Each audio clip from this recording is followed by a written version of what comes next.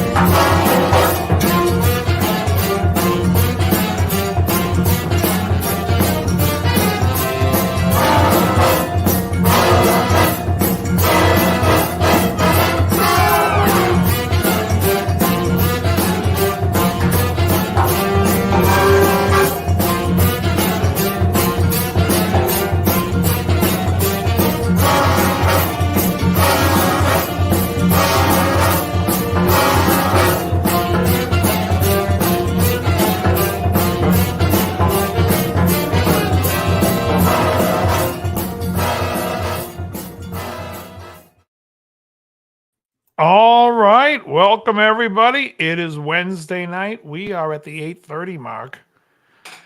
We have time for just a few more. I'm joking. All right, Joe, how you doing today? Hey everybody, how you doing? All right, Joe. Krelba, how are you doing today? Krelba, I just texted you, by the way. I don't know if you got it. Okay, I gotta go. I sent you that eBay link. Oh, okay. Hey now, Jan is here. What's on eBay? The pipe that I was talking about, the La Roca. Oh, He's gonna get me to smoke a pipe sooner or later. I'm just saying it'll ease up on the amount of cigar smoking you do that burns through a lot of cash. Where if you could just smoke one and then occasionally a pipe, it's like you're spending $10 a tin. The thing lasts you 2 months. Yeah, it doesn't kill me until when I have too much time in my hands. I smoke a lot of cigars. Yeah. Doctor says you swallow a lot of aggression. And a lot of pizzas. Along with a lot of pizzas. All right, gents, it is January 17th. It's cold as a bitch outside. My driveway is a frozen sheet of ice, and RL says always wipe, stay off the pipe, and someone gets in your face. What's that from RL? Hannah Bomb, yes, that is a PRS Vela S2 satin. I got it on a trade last week. The guy, remember that PRS I got, and then the guy who originally got it from me wanted it back, so we worked out a deal where he gave me this one in cash. RL's chilling like a villain. Chilling like a villain. Folks, RL has been on the carnivore. He is now he's been red-pilled, everyone, just so you know. More of you people need to be red-pilled. Oh, I'm chilling from SNL. Oh, right. God, what did I just see that came up on my feed? It was from SNL, and it was so funny. It was a blooper, I think, but I'm trying to remember the bit. I think it had Hartman in it, too. did you see Anyways, the email I sent you? It was email? No, it was on shoot, I almost said AOL. It was on Facebook. It's Facebook, the new AOL. It was like it was the compilation, like all the episodes of what the hell is it called? Like that fake California soap opera. Oh, yes, the Californians. Oh, The Californians. Jeez. Oh, yeah.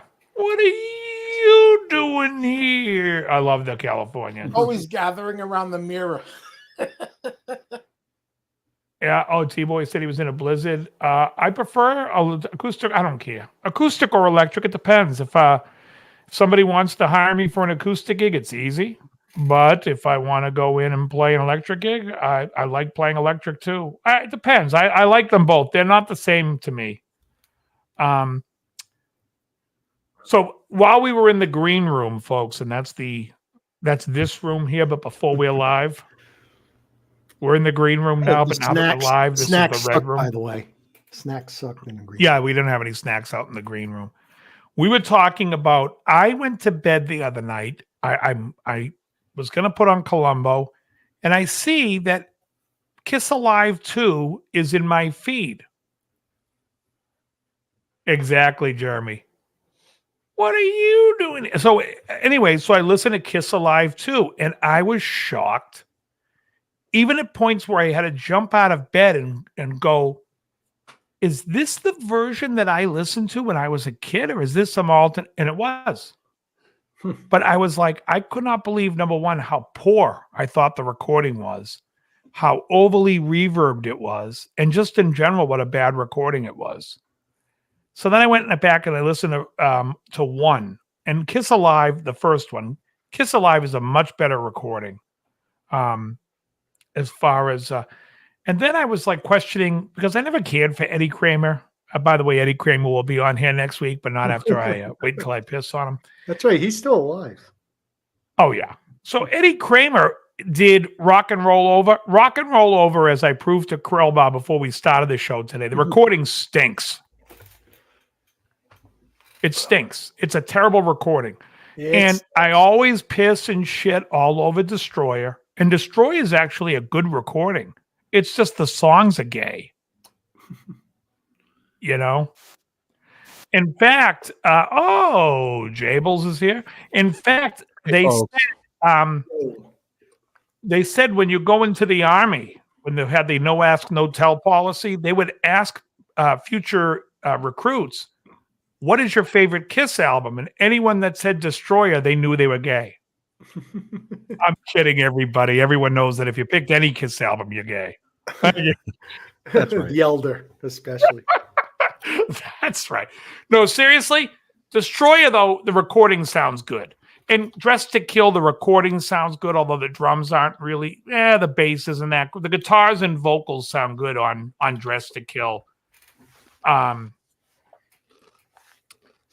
So in that respect, anyways, I just wanted to say that I was really shocked at how bad I thought Kiss Alive 2 was. Speaking of Kiss, did you hear that Vinnie Vincent is charging $200 for anybody that wants to be in the Vinnie Vincent fan page on Facebook? Yeah, he's unbelievable. Is it a he? Who knows? I don't know what if you watch him in the pantsuit, he is putting on fat in areas that a woman puts on fat. Hmm. You know what I mean? Like in the thighs and the back ass. Like he's putting on fat like a lady. And that only tells me that I think he's probably taking hormones. Yeah, maybe. And if there's one thing I learned from the Benny Hill show, it is the difference between a vitamin and a hormone. You can't make a vitamin. Terrible. It's Benny Hill. By the way, my presence in this podcast is brought to you today by Cheese Wisps. Ooh, wisps from Costco. Oh. And by the way, these have one ingredient. I don't know if you've had these yet. Cheese. Singular ingredient: Parmesan cheese. Yep. Ooh, good. That's it, and they're fantastic. Oh, look at our rel types right in the chat. Costco Cheese Wisps. He knows. Yeah, they're the best. They're really good.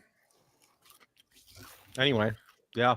Yeah, estrogen shots. I don't know anything about the PV Valve King. The only PV Valve amp that I knew that I actually really liked, I mean, the 5150 was cool, but I loved that the Satriani head that later became the Triple X2. Yep, JSX. That's a great amp. Yeah, the JSX became the Triple X2 when he went to Marshall. PV Valve King. Okay. Yeah, I don't. A Valve King, isn't the Valve King like Very a half valve, half solid state? Like it's a valve preamp, I think, and a solid state amp. Is that right? No, it's all tube. No. Wow. All right. Yeah, it was short lived. I remember when it came out, but it didn't last that long. Is it a 100-watt Valve King head? Or that your friend Neil is asking about? Neil, is it the I 100 guess. watt? I mean, I don't know. He didn't say which one is the one that you got there. I'm looking it Yeah, up right I now. mean, the Vinnie Vincent box set, that's like one of the most biggest unnecessary items in your life. And Cheech, I didn't address the Lick It Up is Kiss Best album because it's clearly not. Okay, so I'm looking at this right I now. couldn't tell you one song on it except Lick It Up. PV Valve King head came out in 2010. Mhm. Its original retail price was $549. But Where was it? it's Not 100 watts manufactured. with 4 Ruby tubes, 6 L6s, 3 12AX7s, and 2 made in China. channels. 100% has to be. Yeah, I'm looking at- absolutely. Yeah, just looking at the price and knowing PV at this point in time, they were making everything overseas. Yeah, for $549, yeah, there's going to be a Chinese-made PV, but who cares? Yeah, still. I betcha. I mean, shit, for free and just having to fix it, I betcha it's pretty good. Yeah, I would imagine. Yeah, I mean, I always thought would those say that's a deal. Bugeras were pretty good. The XXL Bugera and the when they came up with that Infinius J Whoopi system. I honestly think the biggest barrier to entry on that brand was the name sounded too much like Booger. Yeah, I mean, Bugera, it's just not a pleasant I'm name. picking a Bugera right now. Yeah. Yeah, but I mean, yeah, the Curtis. reality of it Should is they have were changed it probably- to Curtis Armstrong amp? Booger Presley. Well, you can change the pots, Ricky. That's not a big deal. You don't like the pots? Change the pots. Who doesn't like pots? Ricky Compton said the problem with those amp are the pots suck on them. Well, that's $100 fix. If they're on the circuit board, it's a little bit of a hassle. Yeah, it's a little harder, I guess, right? But If it can be done, it can be undone. They're there. Yeah, sometimes you got to take the whole amp apart just to get there. Yes, Hugh Caldwell, Vinnie Vincent, and what the hell's his name? George G.E. Hartman. Smith. Oh, No, George G.E. Smith also played on it with Vinnie Vincent with Dan Hartman on Instant Replay. hang on Yeah. a second. I just realized something. One of the things that tells me Vinnie Vincent might actually be a woman is that he has the naming scheme of an Adam Sandler love interest in an Adam Sandler movie. You got Veronica Vaughn. You got Vicky Valancourt. Oh yeah, You got what's the girl's name in Happy Gilmore? that's a good trivia question. Somebody will know it, but it's another Oh. VV name, and then you got Vinnie Vincent. There It's you go. Vivian, isn't it? Vivian something. that Veronica Vaughn That's my is one. favorite. I watched the thing that it was a clip on YouTube, and it was Farley. Virginia about- Virginia Venet. Virginia Venet and Happy Gilmore. Ah, he and likes the Vinnie Vincent. VVs. We just figured it out. Solved the riddle. Yeah. But Farley was saying on SNL, anytime Sandler was on it with him, he would always try to cheat the camera so they couldn't see his face and make faces at Sandler just to try to get him to laugh. So there's one where he's doing the pepper boy and he's like, "Would you like some pepper?" And he turns his head away from the camera and goes, "Yes." But apparently he's crossing his eyes and making himself look ridiculous. And Sandler can't hold it back. It's great. You hear stuff. I that, love Hank? Farley. Best beef in town. That's the best. Zaggett's guy. She talks and talks and the won't book is shut dead, up. but the mouth doesn't stop. Oh, it's great. Shoot Chef me now. Charles is the best. for a romantic getaway for two. Did you hear that, Hank? Kill me now. Oh, it's fucking gold. Hank and Beverly Gelfand. Oh, That's funny. it's great. Absolute gold. Yeah, the combo. Yeah, it is a heavy amp. Like I said, if you can find in the used market the Triple X2 for like a year or two after the JSX, they sold it under the name Triple X2. And you can find them pretty cheap. Years ago, I should have bought one. There was guys selling it in New Hampshire for $600, and I was like, wait till he comes down $100. Yeah, I for should've just bought JSX, he made it a little more useful. It's I had the first Triple X and I got rid of it and short Well, the first Triple X stayed. yeah, They made the Triple I'm not X1 a and the fan. Triple X2 together. Like they made them at the same time. They just called the JSX the Triple X2. But they weren't anything. They weren't even close to being the same amp. Oh yeah, I know. The very first Triple X isn't anything like He took the first Triple X, made JSX, and then what you said. The Right. Yeah. When But he no, left, I'm just saying when I had the Triple X, oh my God, there's so much useless gain on that. It's like the original when I Triple play- X. Yeah. Yeah, the original one. I play on the Crunch channel. You had the Clean, the Crunch, and the Ultra channel. On the Crunch channel with the gain at around 10 o'clock and stuff. That was my sound. And still, I didn't like the nature of the gain. Here's And the the thing was 100 pounds. here's a trivia question for you guys. Which PV amps in the 1970s was Leonard Skinner touring with? Heritage. Ooh. Deuces. Mike, I could. Let me just think for a second. Heritage. Deuce. There was the Nashville 400s. That was a Southern amp. That was like the heavy. Stereo Chorus. A Mace. I'm gonna PV say, Mace? I know what they were called. Well, Ricky they were Compton got tube, it. weren't they? What? Ricky Compton got it. Oh, it is Mace. That's the last PV one I Mace. said. Yeah. They were Oh, yeah? they were like 300-watt solid state amps, and they were touring with solid state because the tube amps, the Marshalls, were breaking down. Yeah. Hilarious. I know the Nashville 400 was a 400 watt, huge popular amp in the South. Was Yeah. it solid state? I imagine it was Oh, yeah. 400 watts. Yeah, it's a pedal. All the pedal steel guys used it. Oh, interesting. I still Yeah, have my Cold PV Roses. My Heritage. brother had the PV Heritage. That was all. Hugh said Gibson released 2 vintage style amps. I wish Gibson would concentrate on making guitars. Heritage was And when a I- tube. All it is a power boogie amp California and, tweed and a new dress. Yeah, And but I solid mean, it's state just cleaner. like stop trying to get into like for years. Gibson tried to get into that market, and they've never really been a winner. So focus on how about make a Les Paul standard with an ebony fingerboard, and make it somehow cheaper than what you're making it for. Well, they Get in the did. game. That was an Epiphone a couple of years ago. Yeah, It was beautiful too. I almost got one. yeah. It's just it's crazy. I just wish some of these. I mean, I couldn't even tell you what Fender has released in a long time. I have stopped paying attention to the biggies. I think the last thing Fender did that's already kind of forgotten was that, what do they call it? The Tone Pro. It was kind of like their The answer to Footstep. the Helix and all that Yeah. stuff, but it's like twice as disappeared. fucking expensive. No, it's like $1,000 more About the than- same price. Yeah, Yeah, they're both like $1,600. but brings nothing new to the table. No,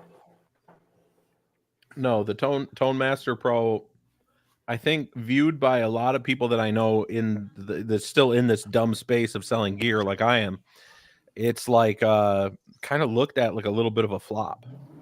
Yeah. Well, a reason why it may have flopped, maybe it functions very good and does it well, but the fact that they're charging just as much as like the foot pedal for the other brands that are way ahead of them on that. If they came in at a lower price, they may have done something. Yeah, The whole business is just Me Too. They probably went to the same people that are Mm. making the other one for the other guy and said, "Put our name on it. Here's our features, and we'll charge yeah. the same thing." oh yeah, I'm That's all sure it that is. like the So- circuit boards and the metal work and everything, they're Yeah. all done All in the- China. All I the same got no shit. problem with that, but it's in terms of like the whole marketing story of our unique modeling, proprietary, all that language that they use. Well, it's like, if it's so unique, why does the end result always sound the same? Yeah. It's like, we uniquely got this one to sound somewhat like a flat sounding AC30. Oh, great. Thanks. I got to tell you, it's not just in the guitar world anymore. I'm watching, do you guys know the show, something Marinelli? Is it Andy Marinelli, or? I may have seen it, but He's the keyboard player that programmed all the synths for Michael Jackson's records, and he's worked with a ton of bands and whatnot. So him and Dr. Mix go to a guy who's like the Wurlitzer guy. And then they go to the same guy also has a Rhodes room. So he's got like all these old Rhodes.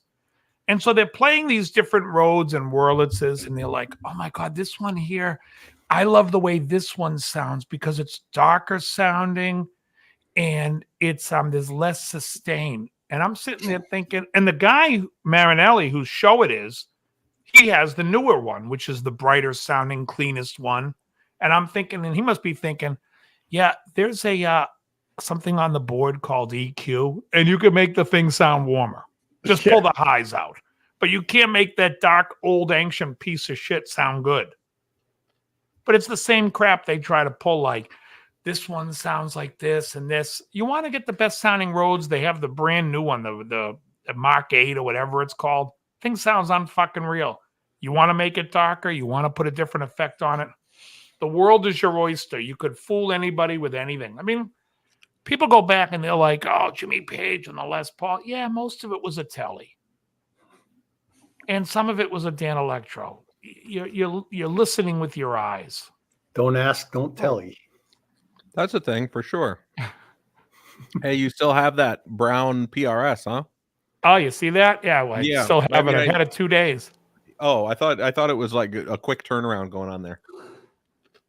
Well, my student played it today, and he's already inquiring. And my guess is by next week it's gone. But I even told him if I don't sell it, that neck pickup on this guitar is fantastic. And you know me, I don't usually go off about how good a pickup sounds, but that neck pickup sounds unbelievable. I can't wait to plug it in. You don't talk about how good a neck pickup sounds until you got a guitar that you want to sell that it's sitting in. Right. Then you're all of a sudden you're like, man, this pickup's great. I know we play it every Saturday, Cheech. I'm there every Saturday. Hey, did I tell you that I saw Jay Tag and Dalton in the Sheriffs here in LA? Why does J-Tag sound familiar? He's the guy that owns Matt's Music now. Oh, right. Yeah, no, I saw your post. I didn't know anything about his band. Oh, okay. Yeah, you haven't heard of those guys? I don't know how big or small they're. They've got, like, I noticed on their Instagram, they've got like 17,000 followers. Mm-hmm. And they've got, I guess they've got a monthly residency at House of Blues in Boston. And oh, okay. So they do that. And I think that they've also played at Fenway a couple of times for like Red Sox games. Yeah. So I guess they're kind of big over there. I don't know. I mean, yeah, I don't his know shop big is about, his shop's like 20, 25 minutes from my house. Yeah. But yeah, in fact, I don't know if you guys watch. Do you guys watch the people in the chat? If you guys watch, hey, Carl Peace. If you guys watch the El Presidente, what's the name? What's his name? The pizza things.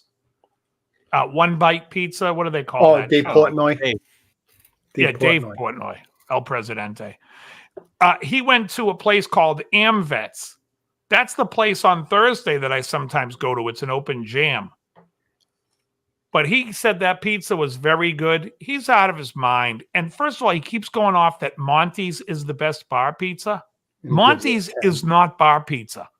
It's a fucking circular Elio's. It doesn't taste anything like South Shore bar pizza. I went up there. It was not a bar pizza. He keeps saying Monty's is the best. It is the worst. Honestly, Monty's is a circular pizza that if you told me it was Elio's, I would have believed it. And then he said Buddy's is the best, but he said in this round of places, Jay's Flying Pizza that he went to was 100 times better than Buddy's, and the Town Spa just a half mile up the street is better. Now you said AmVets. You were talking about American Veterans Club. It's an American Veterans Club, and the pizza place inside is called Hoey's, Hoey's. like Gary Jerry Hoey's. It's called Hoey's Pizza, and it's inside the AmVets, and so that's where they filmed it at the AmVets. Okay. And I'm looking at a photo of it right now. And yeah, I mean, literally it looks Yeah, I gotta incredible, to be honest. that building is 7 minutes from my front door. I don't know how you can be on a diet when you're looking at a pie like this. Holy smokes. It's not that good. Really? Oh, when I dude, wasn't all the dieting, photos if I look went to incredible. AmVets, I'm not ordering a pizza. I'm going to the spa. That's Yeah, I'm with Morel, if John. you're still in the chat, would you explain if you're within 50 miles of the spa, you have to go to the spa? It's not goes even to- close. he goes to a Oh, yeah. Well, of course the spa, but it's like Let me just say this. Bingham had a spa pizza. Yeah, it was good. Yeah. I don't think the experience is the same though. No way. It's just Yeah, imagine it being twice as good. And actually, when you go there, I had it delivered out to Los Angeles when Bingham and I were roommates, and Bingham ate one. Yeah. Yeah, it was Well, good. you're saying Hoey's is bad. I'm saying that in comparison to the other place around there, I mean, I'm probably going to go to Hoey's and say it's a good pizza compared to a lot of stuff. But compared to the spa, you're going to Yeah, say, I'm going to say, yeah, it sucks probably. RL I says, can't. I haven't had many of the pizzas around there because the spa is a 10. So Linwood is very good. Jay's Flying Pizza, very good. AmVets is okay at best. It's okay. It's not great. Buddy's Union Villa, okay to good. Cape Cod Cafe, Everything- too sweet. Cape Cod sucks. You say, I think you hate said the it was too pepper in sweet. that's. I hate the little green peppers in the sauce. They put green peppers in their sauce. I hate it. Yeah. Who the fuck does that? Cape Cod Pepper's a pizza. topping. Pepper's a topping. No, the sauce shouldn't be that complicated. Yeah, RL says I always was near Buddy's and never went. Yeah, because it's 2 minutes from the spa. There's no reason to go. You know what it's like? It's like How does it It's make like you a- feel to know that Linwood has better Yelp reviews than Town Spa and Oh, I more believe it. reviews than Town Spa? yeah, but let me just say this: Linwood probably sells 1,000 pizzas a week. Wow. Town Spa does 13,000 a week. You think so? Go to the town. Oh, I asked one. That was 10 years including ago. Frozen. Yeah. You go, no, not including frozen, No. including the takeout. You go on a Saturday and sit in that takeout area, people picking up 15, 20 boxes at a time. It's unbelievable what they do. Wow. RL says Linwood isn't better. Spa is huge. Oh, I told RL that we need to open Oh, fuck. It's in Randolph? Boston Bar Pizza in Los Angeles. Cold Roses Hasn't says happened yet. Carmela's and Still waiting. Massapequa on Merrick Road. Hold on, let me just say this. Cold Roses saying Carmela's and Massapequa. I heard Humberto's in New Hyde Park is the place to go, Cold Roses. What do you think about that? Is that New York? Yeah, that's Long Island. Yeah, I've been to Umberto's. You know what it tasted like? It tastes like pizza. Oh, yeah, if Everybody- anybody wants to make a everybody town spa talked that pizza, I pretty goddamn much have thing the up. recipe that you can figure it out. The New York pizza thing, everybody talks it up, and it just tastes like good pizza. I don't know. I like the Boston pizza thing. It's different. I also like the Chicago pizza thing. It's different. Right, You go to but a the place in Boston New York, pizza it's thing like, that you're "Ah, looking it at, tastes like pizza." but if you're talking about Boston pizza, like what Portnoy is talking about is South Shore Bar Pizza. And I want to Right. stress out that it's South Shore Bar Pizza because Monty's on the North Shore, and it is not bar pizza. It's not the same thing. There used to be a place also in Stoughton called Pizza Greco that was fantastic. Christo's was great.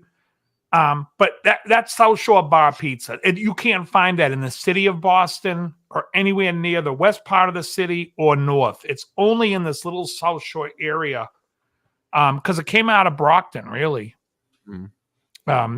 You got Cape Cod, you got the Venus, Linwood, Spa, I may have Buddies. to try Linwood. Oh, Linwood's But then- very good. But then again, Linwood I haven't had the has- spa for 2 years. Linwood's Yeah, sauce okay. isn't as good as the Spa, so that's where I Mm. have it. The best Boston Boston pizza. South Shore Bar Pizza, is it made with brick cheese instead of like traditional cheddar. mozz? Mhm. Yes. Okay, so it's like a brick cheese. It's Yeah. actually I read it. It's cheddar and there's feta mixed in. With Depending on whose is it. Spa's not feta. I'm just pretty cheddar. sure. But the cheddar thing, that's the same thing they do in Chicago. If you get Yeah. like, you get a Chicago style pizza, which a lot of the New Yorkers like to say, Some "Oh, of it's not some even of the pizza." bar pizzas, some of the bars is cheddar mozzarella mix. Mhm. But it's mainly cheddar. And but like I said, but first of all, there are different pizzas in Boston that are fantastic. In the city, you've got Pizzeria Regina. That's number one, North End. Never tried that. yet. Number two, you got Santapio's in East Boston. You got Little Stevie's Back Bay House of Pizza right around the corner from Berkeley. That's fantastic. You have what's the other one? Supreme, right around the corner on Berkeley on Mass Ave is great. So there's all these different pizzas in the city, and those are Italian style. Ariel wants to try Santapio's. My recollection of it was not as good as Regina's, but that's like the Italian Boston style pizza, like Regina's. South Shore Bar Pizza is just its own thing. It's like, and they don't have it in every town on the South Shore. It's just, and it's, it's the same as Greek pizza. It's really like Greek pizza. I think the Greeks started it. I make my own pizza. I do a blend of cheddar, mozzarella, and Parmesan. Yeah. I like the sharpness of the cheddar not and bad. the Parmesan and the milkiness of mozzarella. Great. I want a pizza now. When I make pizza, it's on a fucking ground chicken crust. Have you done that yet? What is Ground it? chicken crust. You take like ground chicken Good one. and you roll it into a ball and flatten it out and then just like roll it really thin and then just top it like a pizza with sauce and everything. Yeah. And And cooks then, together. and then just bake it. And so it's zero carb. Did you say you cracked an egg in it too before? I don't remember exactly what I did. I haven't Yeah, done it because in a while. that'll help bind it together. Yeah, I think it was like eggs and parm and then the Yeah. chicken. But look, somebody in the Sounds like chat an idea. is asking about Detroit pizza, and I want to bring something up for me and Ricky Compton because I know Ricky's commenting on Buddies. I grew up in Detroit. Detroit pizza is a thing that they talk about now. You see Motor City Pizza at Costco, all this stuff. Mm. It's just fucking awful. The only place that Thick. started it was The this place Sicilian called type. Buddies. And Ricky mentioned Buddies. So there was this place, Buddies. They had like 3 or 4 locations across Detroit. They were square pizzas that were like an inch thick. They were all dough. And they did something stupid. They like put the sauce on top of the cheese. That sounds like RL's That's company. the Detroit. That's a Detroit. It's style. just not good though. Like it's like if you ever had like Pizza Hut, you know what Pizza Hut's crust is like, where it's all chewy and doughy. It's like Yeah. every time I've had Buddies, it's like you're biting into a big old chewy doughy thing with a little bit of cheese and sauce on top. It sucks. I You like put the the thinner sauce on slices. top. You put the sauce on top. We put your sauce in the hospital. That's the Chicago way. The Untouchables. Yeah. Chicago style pizza, on the other hand, I love. Absolutely. Lou Malnati's.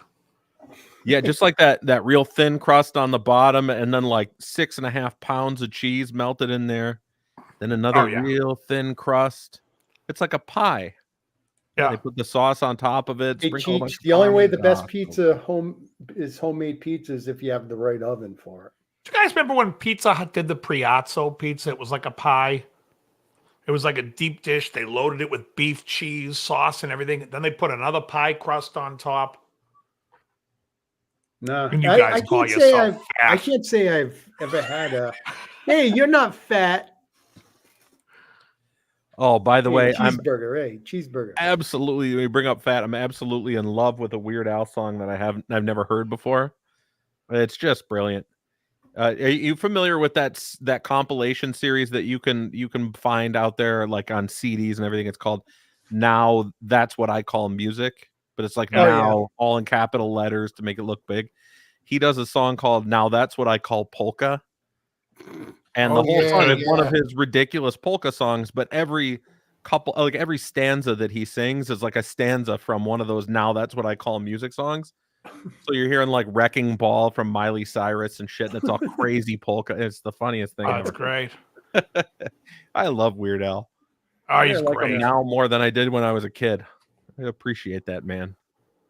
I love the fact his drummer's name is Bermuda Schwartz. Yeah. The best. Drum So you solo. need- Ricky wants to know how you dig in the Gretsch. I absolutely love it. I literally want to trade all my guitars in and just get nothing but Gretches. Now, speaking of pizza, I'm real smart like that. when Joe lived in New York, Joe, what was the pizza you would say was your wheelhouse pizza? Oh, it was this place called Vinny's that was local. Is it still there? I don't know. It's been over 25 years. Where in New York was it? In Bayside. It was local. There was I could walk there in 10, 15 minutes. Oh, all right. Wow. Now, have you ever had Famous Ray's or Original Ray's or Original Famous Ray's? or You can Original call it Famous- Ray, or you can call it Jay, or you can call it. Annabomb says you need a Billy Duffy Falcon. Ooh. I don't want Oh, to say Bayside, Queens. Cold Rosa says it's in Bayside, Queens. Yeah. Probably still there. I think it was 35th or 38th Avenue. I used to walk by it all the time. I saw a video come up today. It was, remember, in the beginning of The Sopranos, they passed by Pizza Land Yep. in the intro. They I went to always said that Must place. be a good one. The guy said, the pizza looks like shit inside. They went inside and talked to the owner, and he's like, people just keep buying the pizza because of The Sopranos. I thought it was going to be good because there was a shitty little hole in the wall, and I figured those are the best places. Yeah, I don't know. I tell you, my Brooklyn go-to egg. right now is a little place down here called Slice and Scoop. They make a friggin' New York style pizza. They do it very well, and it's a friggin' ice cream shop. Jeremy is asking about Brooklyn egg cream. Let me tell you, I take either cream soda diet or orange soda diet and mix it with half a glass of heavy cream. I found out that drink is 500 calories. I still drink it after every meal. Mhm. Yeah. I'm still weigh 175 Well, at that point, to you're eating. 177. You're eating it after every meal. It's thick. I'm just saying, it's like I've been. I tried counting my. I don't believe. Just so people may know who don't know, I don't believe in calories. I don't believe that they matter. I believe you put on weight and lose weight hormonally from other things. And so I wanted to figure out how many calories I was eating. I'm right around the 3,000 calories a day. That's good. Yeah. Oh, doesn't matter. I don't Because gain when I any was working out doing cardio, I was up near 3,000 and I was still losing weight. My waist is a 31 with a belt. You're like Jerry I Seinfeld. probably, I cross off the one and make it a zero. No, I could be a 30, but there's no way I'm getting my legs in a pair of 30 jeans. I don't think I could get my testicles in a pair of 30s, but my waist fit fine in it. Get the roomy fit ones. Yeah, but then everything's roomy, and then all I can think of is, was she roomy? Silence of the Lambs is all I'll be thinking of. So, anyways, I'm just saying I have a Mom jeans. 30-inch waist and I'm eating 3,000 calories a day. RL says he's having problems measuring his waist as he simply don't believe what they say. Is it what?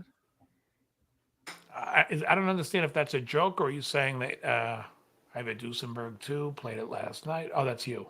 Yes. Hugh Caldwell asked about Duesenberg.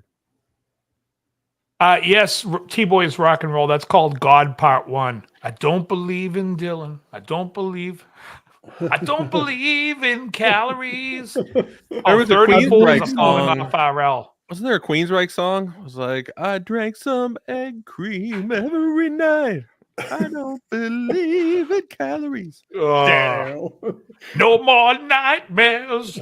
Oh, No more What you know what? carbohydrates. So I have like 4 albums in this mix of Jim stuff of Queensryche's, and every day Enforcer comes on. I'm like, why is it this one fucking song every day? Enforcer, Master of Nations.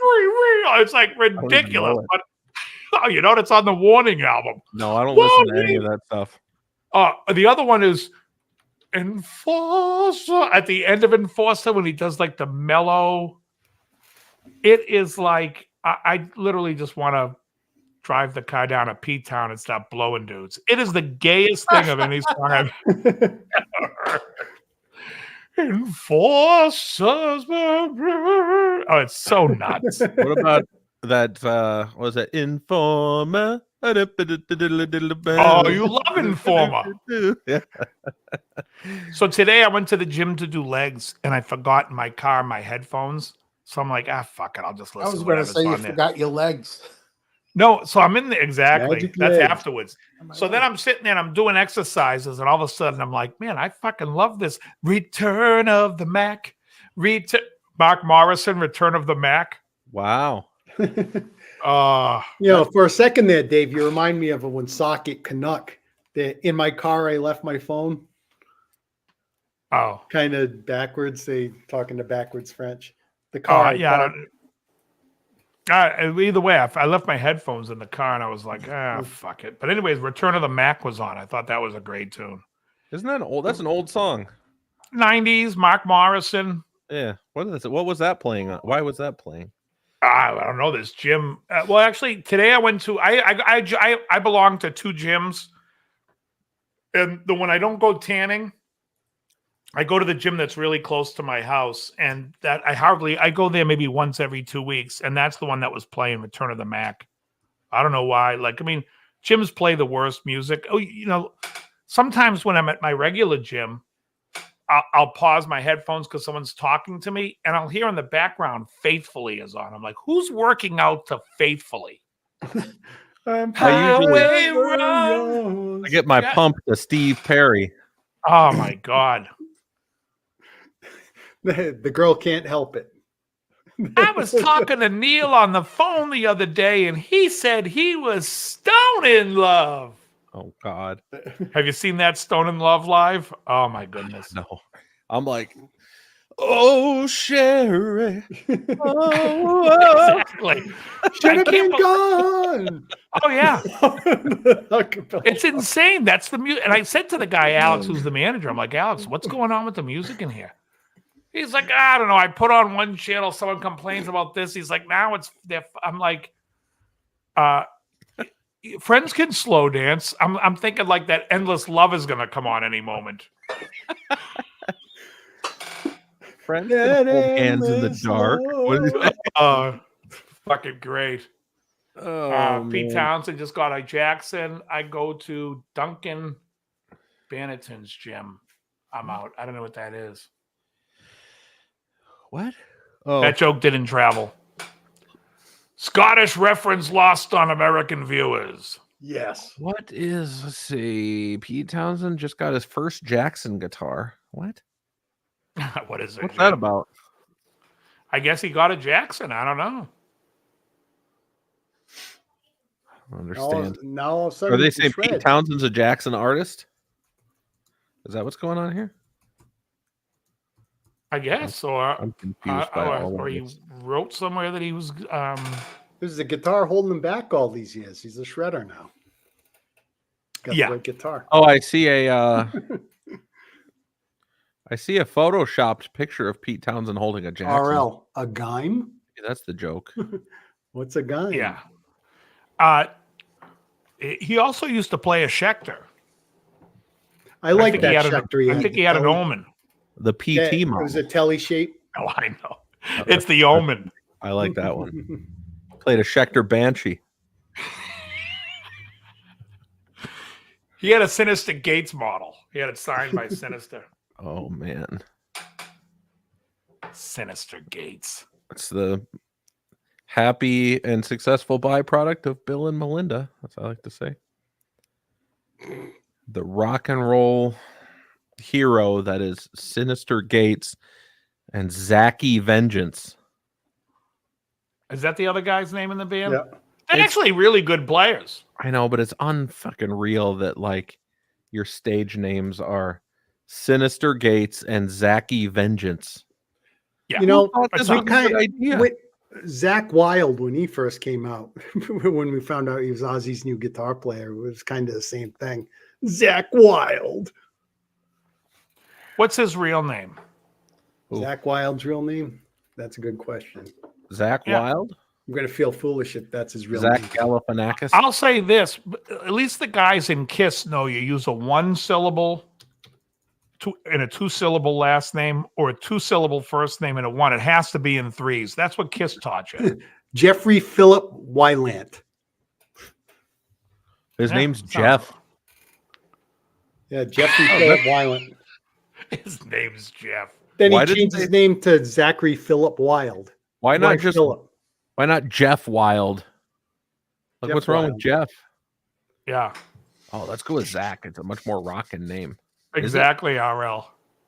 I'm over here, DL. Yeah, but you know how everyone in Kiss is like. Actually, Vinnie Vincent is 2 and 2. That's why he didn't work. That's why his name was terrible. See, everyone: Gene Simmons, Paul Stanley, Ace Frehley, Peter Criss, So you need 3 syllables to be in Kiss. Eric Carr.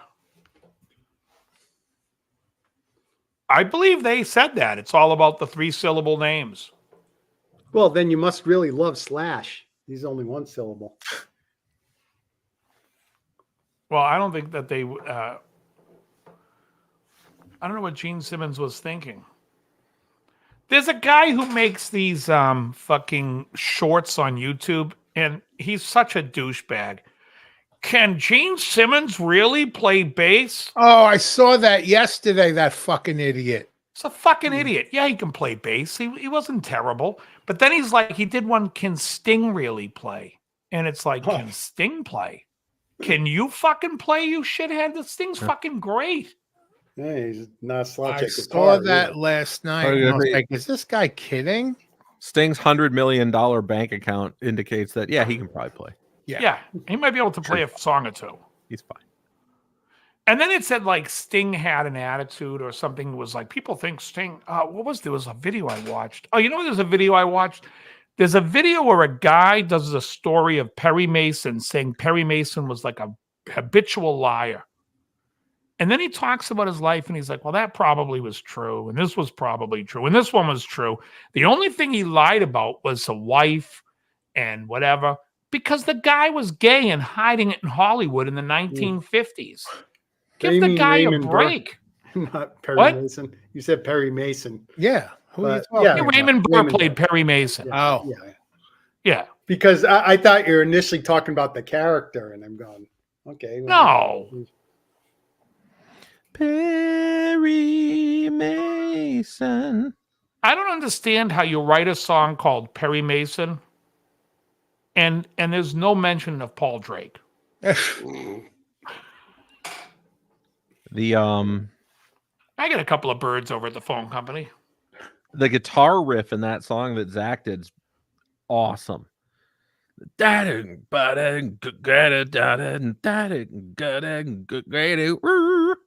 know, because everything's got that harmonic behind it. Oh yeah, what song was this? Perry Mason, the main guitar riff, the Oh, yeah. rhythm riff, Oh yeah, it's killer. it's a monster riff. Yeah. With the squeaks and all. Oh man, it's just, yeah, it's great. But why in the hell would you write a song called Perry Mason and not consider writing a song called Frank Cannon? Yeah. Frank Abagnale Jr. makes Raymond Burr look like George Washington. That's a great one, RL. I don't know if you guys know who Frank Abagnale Jr. is, but you guys know Catch the Me If movie You Can. Coming, Catch Me If You Can. It's all lies. Yeah. The whole, here's Howie, everybody. The whole movie's Go ahead. lies. Hey, Am I early? you're right You're on late. time. You got All here right. precisely as you intended. Oh my God, John Bingham's here? Yeah. That's why you know it's going to be a good show. We got a really good show for you I would- all. actually, Topo Dave- Gigio. Dave promised Corey Feldman last week, but I don't see him. Yeah, Oh, but did I since those abuse allegations, it's kind of Do you know Corey Feldman claims that what's his name raped Corey Haim? Charlie Sheen, Charlie Sheen, yeah. Tiger Blood. I believe Charlie Sheen has a history of banging lots of stuff. Uh, Men, women, children. Yeah, I don't know about women. Although, we were talking, it's so funny. I had this conversation with a student of mine today. I don't know about women. I was talking about how I was sit at the light on Sunset, ready to go on PCH, where Gladstone's is. And I looked next to me and I'm like, oh my God, that girl's fucking beautiful. So I said to my buddy who's in the car, I said, that girl's beautiful. Look at her. He looks over and goes, yeah, that's Denise Richards. I'm like, oh, okay, well, that would explain it. Thank you for clearing that up. I pulled up at a light one time next to Mickey Rourke in the wrestler days, and woo, completely the opposite of Denise Richards. Yeah. It's was a funny you mess. did the Ric Flair when you said that. Woo!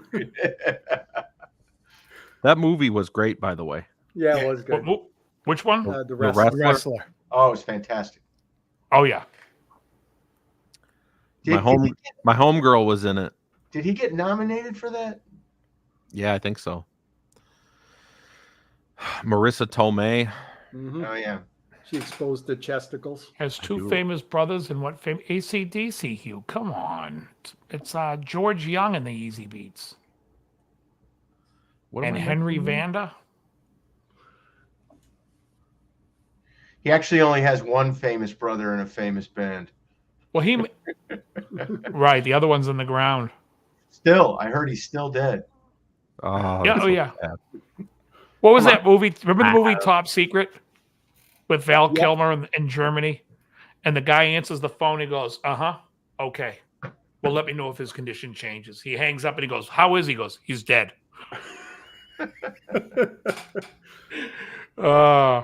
That movie's fantastic. I gotta watch that movie again. I haven't seen that in Top Do you know, secret. 40 do you know a 40 little years. German? I know a little German. He's right over there. Then they got a little guy in Lederhosen waving. So stupid. Just so stupid it's good. Because they just keep coming. Doesn't give you a chance to even think about it. Oh, it's fantastic. Skeet surfing. Yeah, what else was there? Not So Secret when Sheen had. He likes 2.5 Men. That's you. Okay, that is not Mel Torme. RL pulling out the Top Secret line. That's a great. Also, there was a guy in the car who got crushed, and he can't. So they're feeding him oil to oil him up. It was the guy's. What's his name?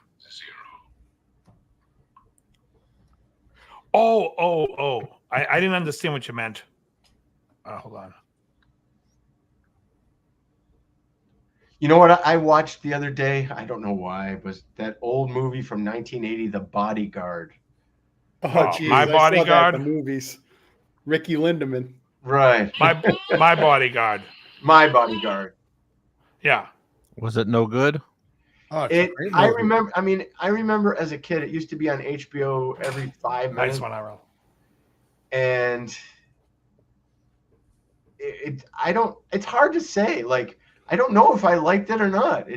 It's so old and so cheesy, but it's a bunch of kids, and I'm looking at. There was one girl in one of the. She's like, kind of sparsely throughout. I'm like, who is that? Who is that? Joan I'm trying- Cusack. It's Joan Cusack. Like, oh my Yeah. god. Oh, okay. Yeah, Adam Baldwin is in it. And, Yeah. well, Adam Baldwin plays guitar. He used to come into West LA Music all the time. Ruth Oh, Gordon. yeah, I remember. Ruth Gordon, Martin Mull. Oh, you gotta love Ruth Gordon from Quincy, Mass. I think I watched The Warriors for the 900th time the other night. Greatest movie ever made. I've only watched it literally 100 times in the last year and a half or so. Greatest You You movie love ever Swan. made. I do. Maybe you guys are all just going faggot. He's fucking awesome. He's fucking awesome. It's rotten, dude. Oh, I can't believe that's a line in that movie. And I now love it's it. going to get your channel canceled. Hey, That'd be the back least in of my time- worries on this channel. That was back in the time I got when Paul men were Stanley men filing and women suit. were men too. Right. And then I've never, believe it or not, I've never seen it all the way through, but I decided I want to watch, and I still stopped halfway through. But, and now, because I'm on camera and the lights are throwing me off here. Raging Bull. Okay. Ah, Never hated seen it. that. Never I seen actually, I'm halfway through and I'm thinking to myself, this It's is too not dark. great. It's not great. It gets worse. I I was hate it. 11. I was 11 years old when I saw that. I saw it with my father and my friend's father.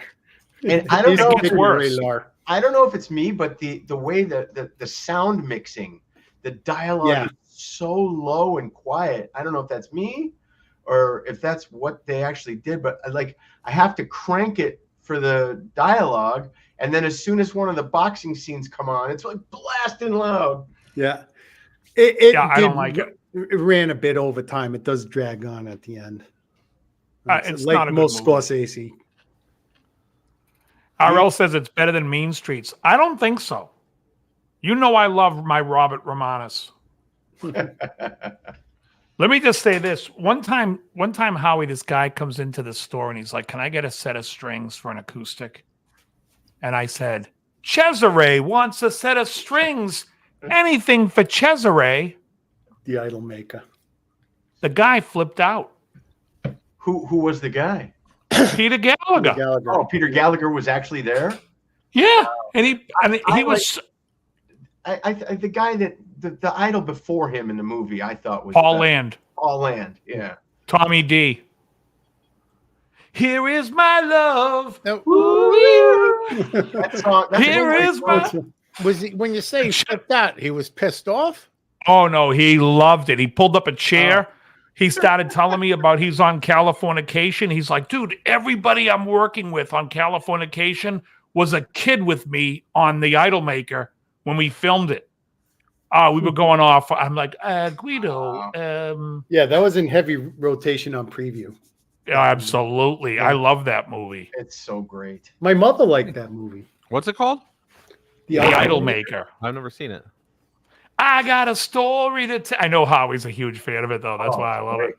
It's I love the movie. Me and RL, we loved it growing up. Yeah, Ray Sharkey plays a songwriter that can't really get off the ground, so he manages these. It's teen basically heartthrob. the guy who found Fabian and wrote the songs for Fabian. It's based on his Loosely life. Based on that, yeah.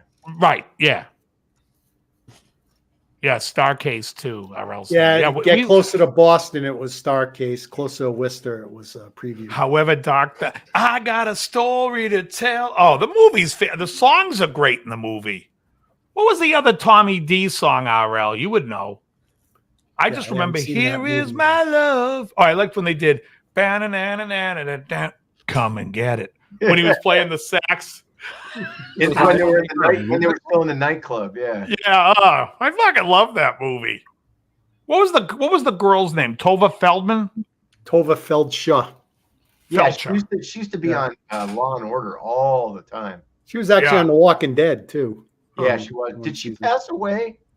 I I think don't think- I Cesare don't bangs think she Marsha passed Brady away. in it. She passed away in The Walking Dead, but I think she's still alive. I thought I could have. Well, I could be wrong. Doesn't Cesare bang Marsha McCormick? Hey, Pam. Yeah, that's right. Marsha McCormick's in there. Maureen Oh, wow. McCormick. I'm sorry, Marsha Maureen- Brady. Yeah, Maureen. Yeah, you melted my brain. I haven't seen that movie in ages. I got to watch it. RL came up with the song "Sweet That's Little Lover Be." You're a sweet little lover.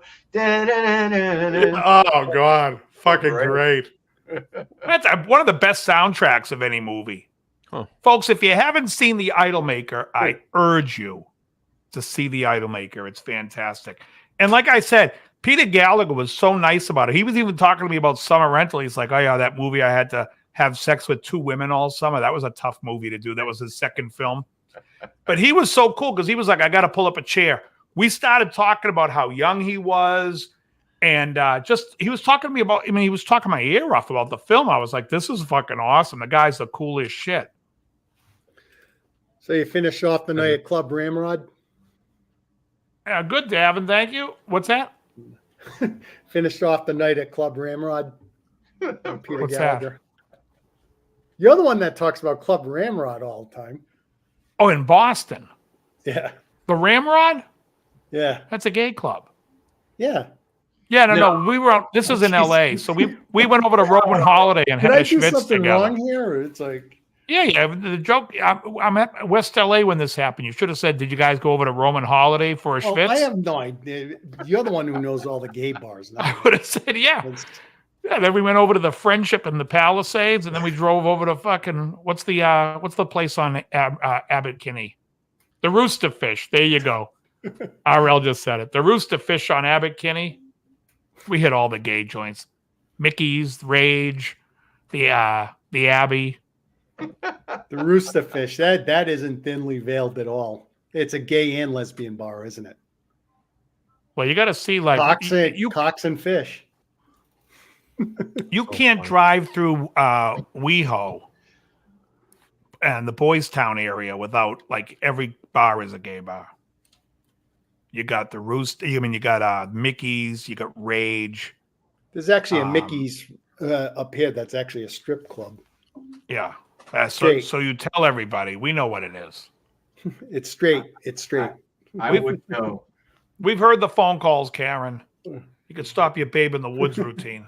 I thought you were going to say you can't drive through West Hollywood without seeing that black Dodge Durango. Easy. You know, that guy that was interrogating Karen there was the actual guy that busted the real Henry Hill.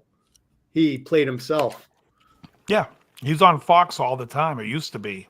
What the hell's his name? Ralph, what's the cop's name that was in Goodfellas? He'll come right out with it. Well, Bo Dietl was one of them, but Bo Dietl. That's it. But that's not the one that was interrogating him. No, but he was one. Don't move, asshole. Yeah. I was at Blow was Blow was depressing. in Hollywood. Oh man, years ago, 10, 15 years ago. I don't remember who or what. I think it was at the Palace across from the Capitol Records building. And somebody said, that dude right there, he was pointing at some old guy.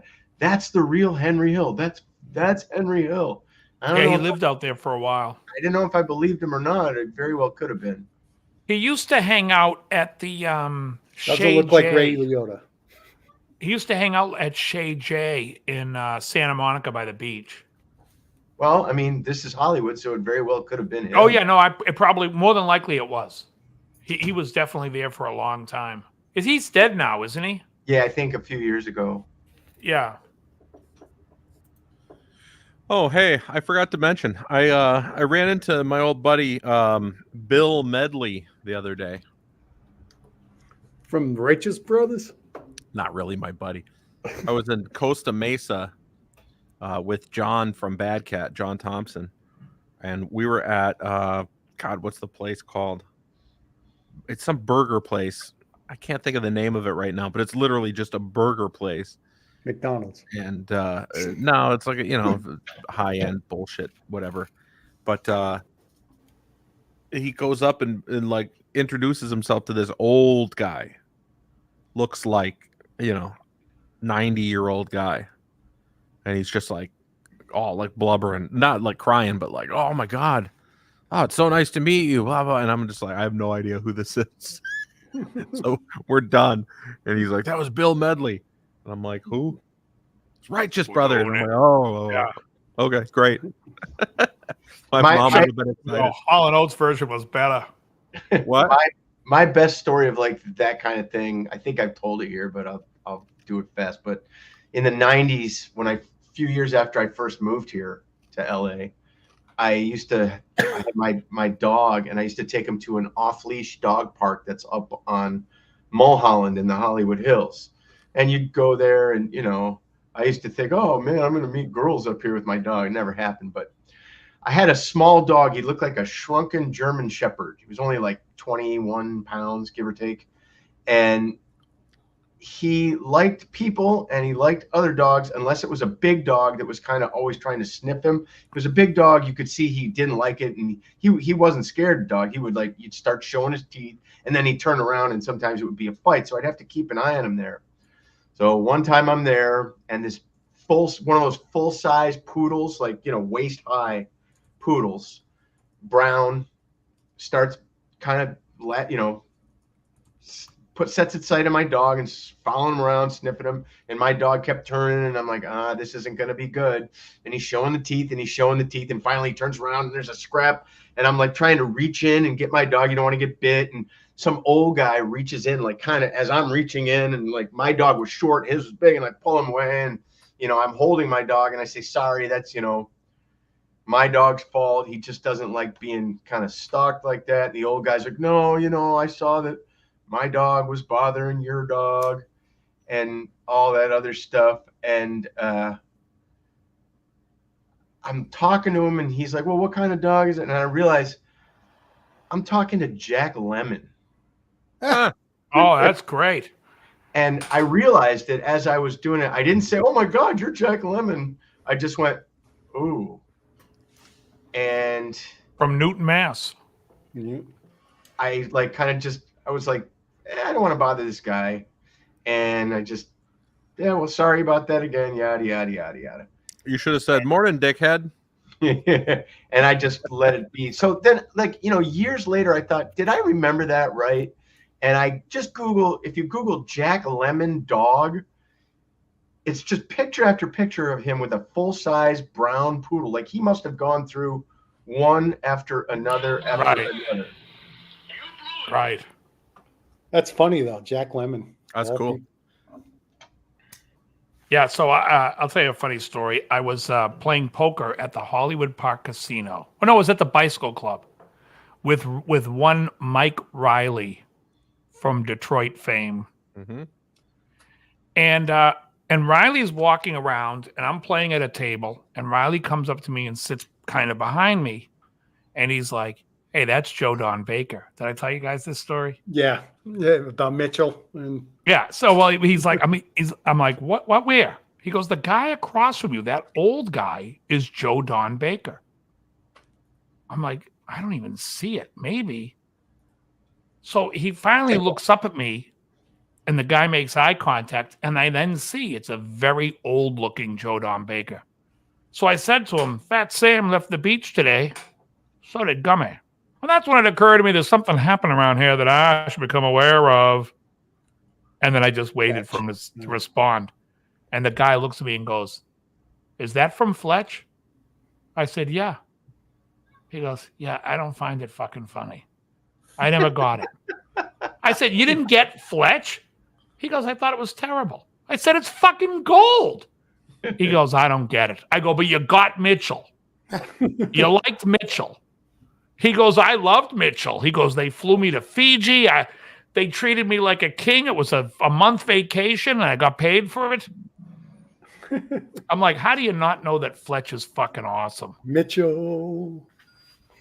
I should have walked up to him with a fake gun in my hand and go, did I just hear you were flying away to South America with my millions of dollars? Whatever. I actually never watched Fletch. Oh, Fletch is great. Oh, I'm sure it is. It's just one I haven't gotten around to. Joe Don Baker's in GoldenEye. He was a huge GoldenEye fan. I watched Fletch twice now, and I've watched Fletch Lives once or twice as well. And I definitely think the Levine brothers appreciate it more than it deserves. Come on. I know I've seen Fletch. I can't remember one thing about Fletch. Not one scene. I don't remember anything. Oh, and he's at the doctor, and he's using the whole fist there. Moon River. Yeah, it's okay. I like Fletch and Fletch. Kevin Case's best work is Community, by far. You love that. I've been watching a lot of Seinfeld bloopers on YouTube. You guys see that there's compilations, an hour and a half of just bloopers from Seinfeld, and it's awesome. Oh, Mike Richards, he gets too serious sometimes when people screw up. It's like, come on. He does. He gets on. But the thing is because at that point, he doesn't want to start laughing because when he starts laughing and he fucks up, it's like, they Ted Nugent roll credits. I'm telling you, Fletch is awesome. I don't know. First of all, any movie that has Tim Matheson, Dana Wheeler Nicholson, Who the hell is and that? who else? Richard, what the hell is it? Libertini. I know Movie's that. awesome. I don't know. It's no Coming to America. Coming to America is a special film. Yes. it Here's is. a great question. What's better, Coming to America or Back to School? Coming to Oh, America. Coming to School. America. Coming to America. Coming to Coming America. to America, probably. And I love Back to School. You know I love Back to School. Yeah, and it's great. It's just two totally different movies. Yeah, Coming to America is better. There's I a bit do- more Coming to work America is into the great. story. Back to School was very good, though. Yes. RL says that's tough. What is it? It was, yes, fuck you too. Or whatever he says. I Yeah, have well, a you date got with Rodney Lisa. being Rodney in a good way. That's great, but it's like, yeah. You know, Heather likes Coming to America. Well, it's a good I movie. have a date. the absurdity of Jason Easy being money. 5'4" If you and Valerie easy money- Desmond being 6 foot tall is just ridiculous. I don't remember the guys. What's the guy's name? Keith Gordon. Yep. Oh. That's his name. Keith Gordon's all of 5'4", and his love interest, whoever the girl is that plays Valerie Valerie Desmond. Yeah, she's like 6 foot tall. The whole Yeah, and movie, she's not like, looking up attractive, at and her, they- it's like, it's a They bad make her thing. out like she's the hot one in school. I'm like, if that's the hottest girl in school, you Well, I better used to fucking get her transfer. confused with another person. The one that was Gordon's girlfriend in Christine as well was taller than him. Wasn't that the car? Yeah. Keith Only Gordon when was the hood also was in up. Jaws 2. Yep, I remember that. He overinflated his boat. However, let's not forget that William Zabka Yep. was in Back to School. This Back is to true. school. Yep. That gives that movie a lot of fucking weight.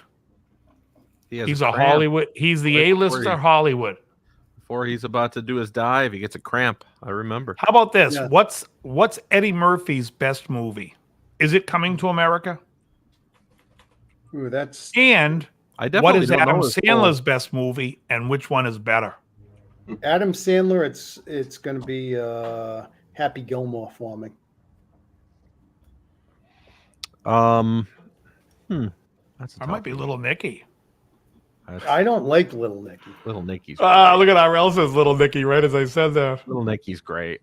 I don't I'm like not- Valerie, that I'm not fucking aware voice. enough I'm of. sorry. I love Little Nicky. Oh, you know my favorite. Oh, by the way, speaking of Ozzy Osbourne, because he's in the end of Little Nicky, have you guys ever seen the video for A Shot in the Dark? Yes. Long time ago. Yeah. It came With in my feed today, this morning, and I'm like, what the fuck is this? So I had to watch the video. First of all, is there a reason why Ozzy looks like Sharon in the video? Well, that was 1986. It was at the height of glam. They dressed him up like a Christmas tree. That's They Dweezil. dressed him up You know, like that's- Liberace. I was like, hey, everybody, I'm Ozzy. My friends call me Lee. That's you can Dweezil. call- It's That's Liberace. Zappa in the video. Liberace. Yeah, totally. You could tell it was Dweezil. It's who in the video? Dweezil? Yeah, you have these 4 girls, and they're all dressed like one girl's dressed like Glenn Hughes from the Village People. She's got the motorcycle thing, right? I thought it was ridiculous. They're all dressed up to the nines, cruising in their convertible on the Sunset Strip, while one girl is slowly getting a headache. And then they see Ozzy, and Ozzy looks like Fat Sharon in Liberace's blouse. The only one who's kind of dressed normal is Jakey Lee. But Jakey Lee keeps doing that twirly dance where he's spinning. And I'm like, what the hell is going on? Like the director be like, okay, we're going to put the camera on you. Spin for me. It is like, did John Waters Come on, film that this was video? cool. I did, There was 100 I takes did on look. that. I 100 takes. did a lot of spinning back in the 80s on stage. Yeah, It's every shot of Jake is a spin. It's not like they show it once or twice. It's every time it's on Jake, he spins. It's Yeah, like each cue one the each spinner. one was 100 takes though. like I said. But who was Well, they playing probably bass said, in that "Listen, video? you're not- That's not Rudy Sarzo. Who's on No, bass? that's That's Phil Susan. Okay, and then Phil's dressed like Scott Phil wrote Thorson. the song. That was actually No, I know. He You played. know, I remember. he wrote- I've seen him play with you. yeah, and there's if you go back to his old band, I'm drawing a blank. Is it FM? That there's versions of that before.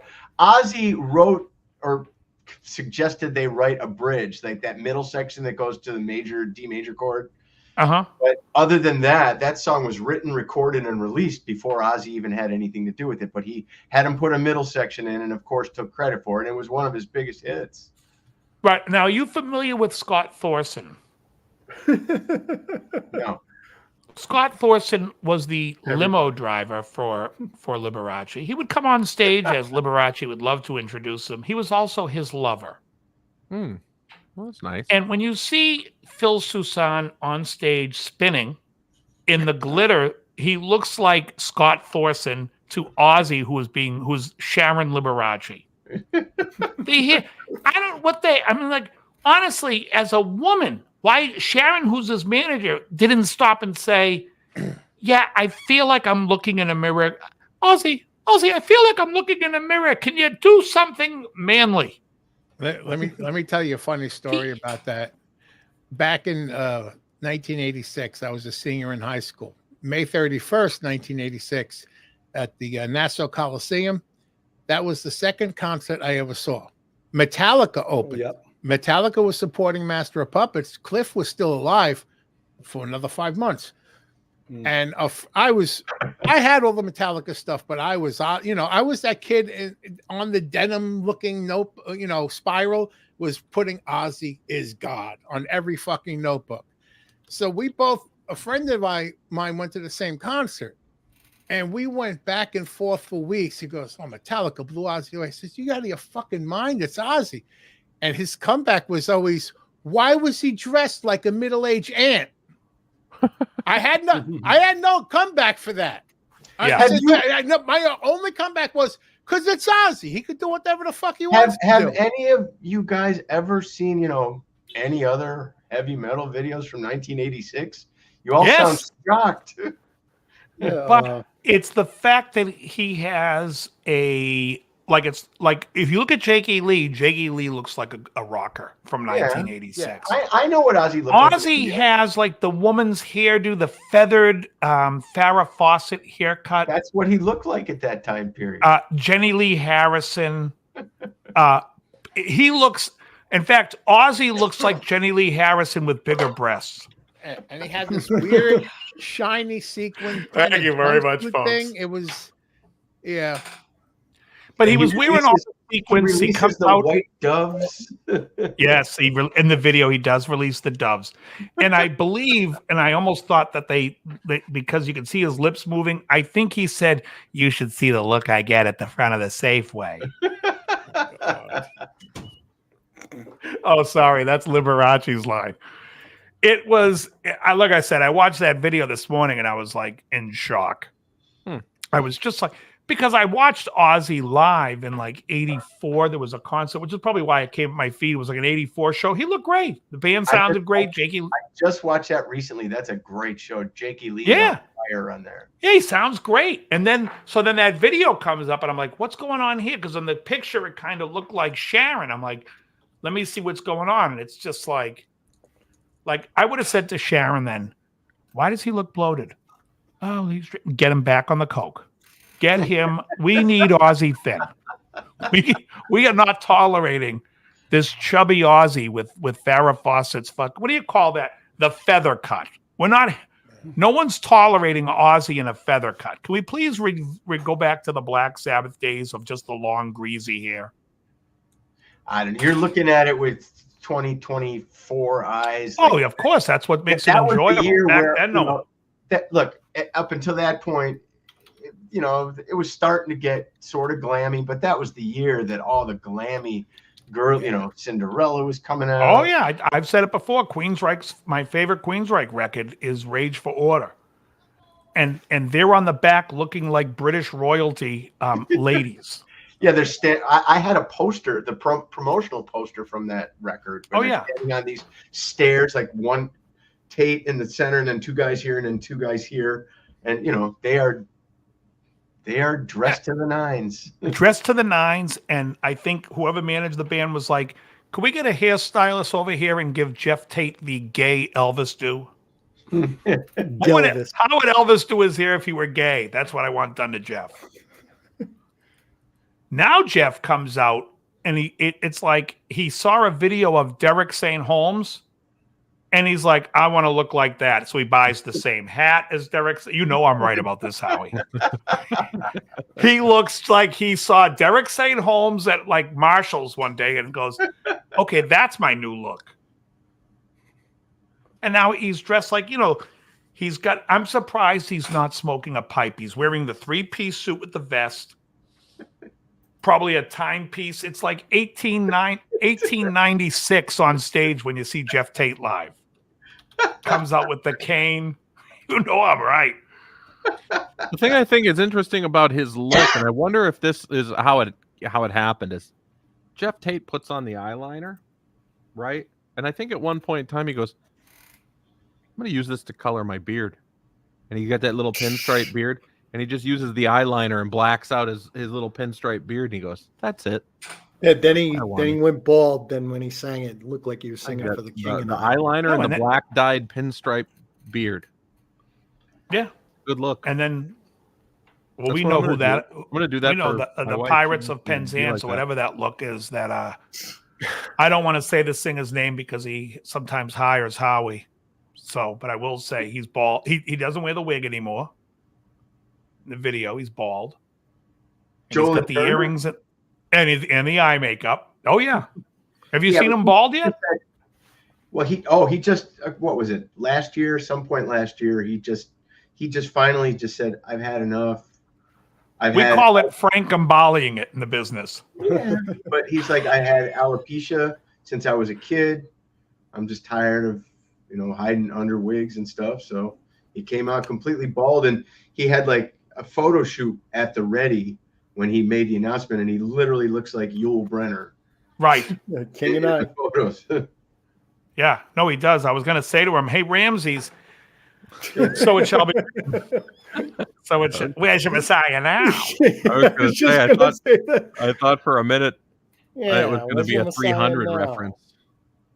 It's all the same stuff. Yeah. But quoting the 10 Commandments, though, is always priceless. He is, by the way, what I am. He is an absolutely underappreciated voice. His voice is fantastic. No, Joel Turner. Oh, Joel Turner. Oh, I thought you were as just a singer. Yeah, one of the best voices of that era. Unreal. There isn't a day that goes by that I don't hear Spotlight Kid in the gym. That's another song that comes on. I'm listening to the song Enforcer by Queensryche on the Warning album. Master of Nations. Nations. Oh, it's so that comes on. For some reason, I have like every Queensryche album in there in Spotify. That song always comes on. So where do these songs come? They're not coming on in the gym. They're coming I got my I got my headphones in. Yeah.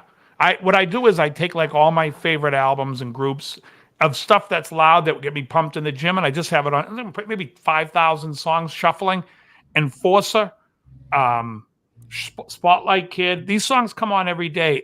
There's a Scorpion song that I hear nonstop too. Living and Dying. Right, what record is that? I think it's on not Virgin Killer. Taken by Force. Living and Dying. So yeah, somebody just mentioned Paul Stanley, and I know you like to do your thing, Dave. But I saw this on a thing, like an advertisement thing on Facebook the other day, and I took a screenshot because I wanted to show you here. I don't know if you're going to be able to see this here, and I know there's. Hold on, I think I've seen it, but hold on. Let me. I'm going to make it big. Oh yeah. But you got to read. Oh, I can't read what it says. What does it say? Yeah, it looks like Paul Stanley in a. What does it say? Blonde. It says, "Did you know Samantha Fox and Paul Stanley dated in 1989?" So what does that do for your theory, Dave? That he's gay? Yeah. Oh, can I tell you about all the women Perry Mason dated? Please. Yeah, Please. this film of Freddie Mercury groping Samantha Fox. So that doesn't mean he wasn't a Do you know how like all the outings are going on in Hollywood now with this Cat Williams? Oh yeah. You know, he's like outing. He's outing people. Well, someone said, people. Somebody was outing, and it wasn't him, but he was saying like, "Oh, Jada Pinkett Smith. Everyone's outside of Hollywood is so hard on her." But the reality is her and Will Smith are in an open relationship, not so she can be with other guys, so he can. I saw that in a fucking short today. Isn't that something? So Was Samantha here's a Fox guy that's. Was Samantha Fox a beard to the pros? I think Is that so. what we're insinuating here? She's a professional beard. Well, let's put it she had this a way. small pop career. She did a little porn, I think, beforehand. Billy Gibbons went to Paul Stanley and said, "We want you in the band." He says, "I don't have a beard," and he says, "Bullshit." Ew. I've seen the Samantha Fox photos. Solid joke. You got a bigger beard than me and Dusty Hill combined. I haven't heard that term beard girl in like 30 years. It's fucking gold. No, seriously. Look, Paul Stanley. Look, has anyone here seen Paul Stanley hit on Martha Quinn? You mentioned it. Yeah, you talked about You need to look it up. We're gonna go to Italy, and he's like, "Not," and it's like, she's like, "Why don't we go around the corner to a hotel? Let me see if you're cat packing more than 2 inches before I hop on a fucking plane for that disappointment."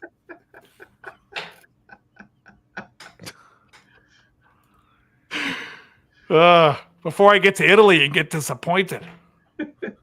You know what I'm saying? It's like, oh, like, I'm going to take you to Italy. What are you compensating for? You got to go all the way to Italy? That way you'll have no way to get back home. You know I'm onto something. Martha looked good with Roth. David Lee Roth is definitely an argument of mine that I could see myself possibly conceding in 30 years. I'm not convinced he's straight, but I don't think he might not be gay. He might be asexual. I don't know. He doesn't come across as like, I don't know. When I think of David Lee Roth, I think of Billy Mooney and Bobby May traipsing around in a deserted planet. You know what? Bobby May was the guy in the robot costume. He comes off as so in love with himself. There's no room for anybody else, male or female. Right. And I only can say that Apollonia dismissed it when Prince was giving her a hard time, that she said nothing was going on between them. It's purely platonic. And yeah. Well, I don't know. it's But just Stanley, I romantic, guess like- Stanley's had kids. I mean, I could be wrong about he might be dual. He might have crossed over. I don't know. But he is the star child. There's no getting around that. We have a cat, a demon, a spaceman, and a star child. Do you guys? In Boston, we had a radio show here, and there was a guy that used to come on and talk about astrology, and his name was Daryl Martini, the Cosmic Muffin. The Cosmic And he Muffin. was, oh yeah, and he was as fruity as they come. I'll be right Arel back. I has a gotta good put point. Mikey to bed.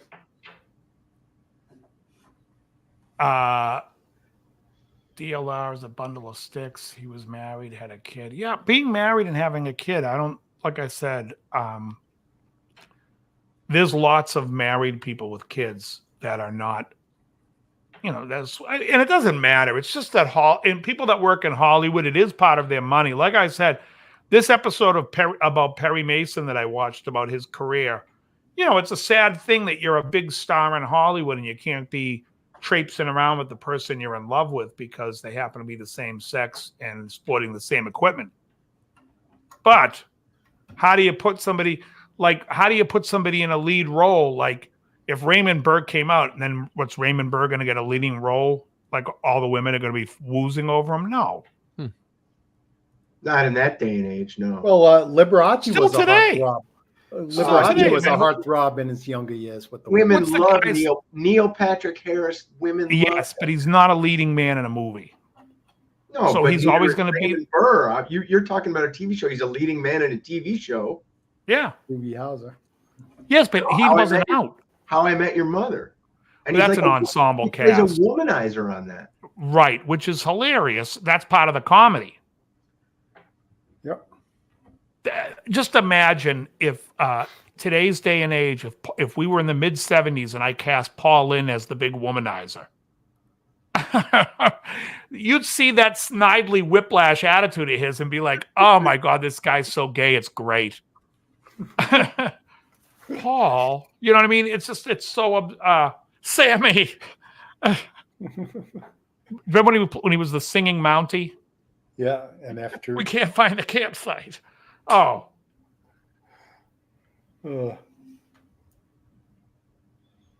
oh, T-Boys Rock and Roll has some Paul Stanley trivia. Came out of a hotel room saying, "Girl, keep it down." Yeah. Well, I mean, if you ever see the Gene Simmons roast when, what's his name, does Paul Stanley's very gay accent, Craig Gass, Gene Simmons' wife and her sister, what's the wife's name? Shannon Tweed. Yeah, And what's the other one's name? the sister. I am The other one, Sister what? Tweed. Fender. Shannon Tweed's sister. Fender. I don't remember her name. Fender. Yeah, Tweed. so Shannon Tweed and Sister Tweed, they're laughing hysterically. Nothing. This is a guitar show, for Christ's sake. Not What's that? anymore. When you asked for a sister, I said Fender Tweed. I like Oh. the joke. Oh, no, it's terrible. Yeah, but it's so terrible, it's good. I agree. William Hopper, Dave, Paul Drake. You know, I love my Paul Drake. Paul Drake's mother, I guess, was somebody that used to out a lot of the Hollywood people in the communist, whatever, when they were outing people. Paul Drake's Cakes. Paul Drake's mom, what was his name? Hedda Hopper? Drake's Coffee Cakes. Yeah, that's right. Yeah, Kevin Spacey. I mean, you're not going to see Kevin Spacey as like the lead ladies' man anymore, or somebody that's even like a father in a show, because he's now just outed himself. I agree with Seinfeld. Drake's are the best coffee cake. Oh, no way. Yeah. What, you like Hostess Hostess? is way better. It's way Really? more moist. The Drake's didn't say- coffee cake is so dry. Yeah, but How the, dry the is it? streusel Boy, on you guys top aren't is- into math. The streusel on top is better, and streusel is what makes the cake. I disagree. I think Hostess is better. I think I need to go out and do a taste test. It's been like 30 Let's years. ask Joe. Joe, what's better, Hostess coffee cake or Drake's coffee cake? Entenmann's. You're not wrong. He's not I'll wrong. agree It's with the- you it's know. the best of the I have three. to try They that. got a little display in the store. It's the best of the three. There's no question. Trader Joe's has a store brand cinnamon one that's unbelievably good. But the Hostess cupcake, what do you say? The coffee cake was unbelievable. But I grew up, my father. If you ever wonder why am I this size, my father owned a service station, and my father was also kind of he was connected, and shit would fall off the truck, and he'd bring home cases of Hostess fruit pies, and they'd be up in the attic, and there'd be no monitoring me. And every fucking Marvel and DC comic had some superhero chowing down the Hostess fucking fruit pie. So yeah, I'd be sitting there until I was I remember those ads. fuck. Psychobabble. The funny thing is, absolutely not. I don't even have any desire. I could sit and talk about food till I'm blue in the face. When I go to eat, it's a steak, eggs, and bacon. Yeah, me too. I don't even crave it. It doesn't You guys were talking about pizza earlier, and my entire life, I was Yeah, a bigger fan of pizza than the Teenage Mutant Ninja Turtles, and I look at it now as poison and shit. Well, the thing is I don't let my life revolve around. I stick to more like heavy on meats and vegetables. But if I want to go grab a pizza once in a while, I grab a pizza. Ariel had a great I show. don't think we can get Drake's coffee cakes out here. I never seen No, them. it's East Coast only. That's what I thought. I envision hell being a diner counter sitting in determining what's the worst coffee cake. Oh my god. That's funny. Yeah, so no, carnivore, I'm carnivore for life. It doesn't, I can talk food. I remember what everything tastes like. It's no interest of me. I have It's no just- interest. yeah, in no more desire, right? no more interest desire. whatsoever. No interest for sugar. Pizza, I could care less about. Ice Like if cream you said to me, fucking what's stuff. better, Star or this one? I remember what they taste like. I don't crave it. I don't crave that feeling. But today, I got to tell you, I had about a 12-ounce steak with a stick of butter. Oh, What I do is I take a cold stick of butter and I cut it with the fork into every bite is like a butter pad in steak. Then I had bacon, eggs with sour cream, and then a piece of cheesecake, and then my half a glass of cream. It's fantastic. Did you eat any fat? It was all Cheese- fat. You just Are you said sure? cheesecake? I make a carnivore cheesecake. It's just cream cheese, sour cream, a splash of aspartame, a splash of vanilla extract, and 3 eggs. Aspartame? Oh God, that Yeah. stuff's horrible. Well, I disagree. But I do understand that people don't like it, but you drink a Diet Coke once in a while, right? No, never. What do you what do you Always- drink? Oh, he's just on pure whiskey. Yeah, pretty much. Yeah, Let me just say this: cold roses. What's the whiskey I just wanna Kramer's also- always drinking? If it has to be some kind of artificial sweetener, I go with stevia every time. Yeah. Okay, I just want to I say agree this to with you on people that. out here. Cold Roses says something, and this is going to, I'm not mad at your Cold Roses, so you don't have to worry. My point is this.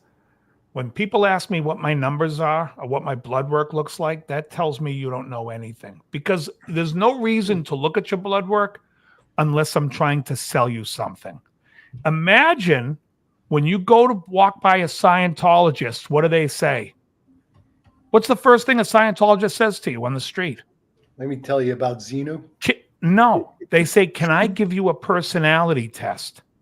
They say your midichlorians are out of whack. Are you guys know anything about this? Then they give you a test. They try to find what's wrong and then try to tell you that's what's wrong. Oh, Audling. When you go- Audling. When you go to it has nothing to do with genetics, Cold Roses. When you go to a doctor and you get your blood work checked, what does high cholesterol and fat in your blood tell you? Does that tell you you're going to have a heart attack? If that were the case, then everyone that has a heart attack would have high cholesterol. They don't. There's equally high cholesterol as normal cholesterol, so it's not a factor. But they can't sell you medication by telling you it's not a factor. So they tell you, well, it's concerning. What is it concerning? High cholesterol is normal in most people's bodies because your body produces 75 to 80% of all the cholesterol in your body. Your body's producing it. So if your body's producing it, your body wants it. It doesn't have anything to do with, oh, I'm eating this food and therefore my cholesterol is going to get higher. That's nonsense. And when you go get your numbers checked, if you are metabolically challenged because you're eating all the bad foods and your blood sugar's high, that's easily correctable without medication. And it just has to do with curbing your diet and understanding what foods you're eating and what it's doing to your body. But it has nothing to do with the doctor has no interest in that. They want to put you on medication. Your blood pressure's a little high, we're going to put you on metoprolol.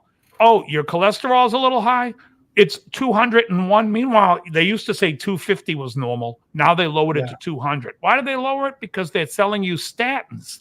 Statins is the new miracle drug, but statins actually, in studies, have shown that it actually puts calcium in your veins, and that's what you're trying to avoid.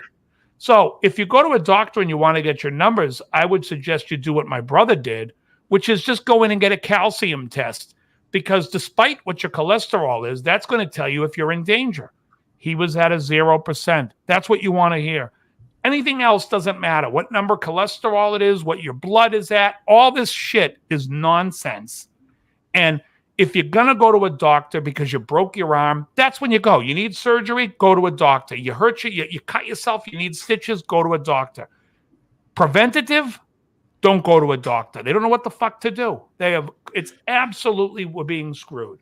I usually go to the doctor for my anal pleasures. Time to bend over.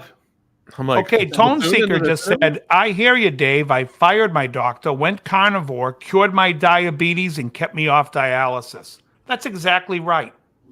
All this type 2 diabetes shit, let me tell you, when people sit there and say, oh, I'm managing my type 2, if you have type 2 diabetes and you don't get rid of it, it means you don't know what the fuck you're doing. It's simple to get rid of. It's one of the easiest things.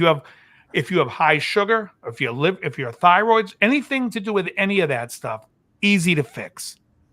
Stop eating processed foods, number one.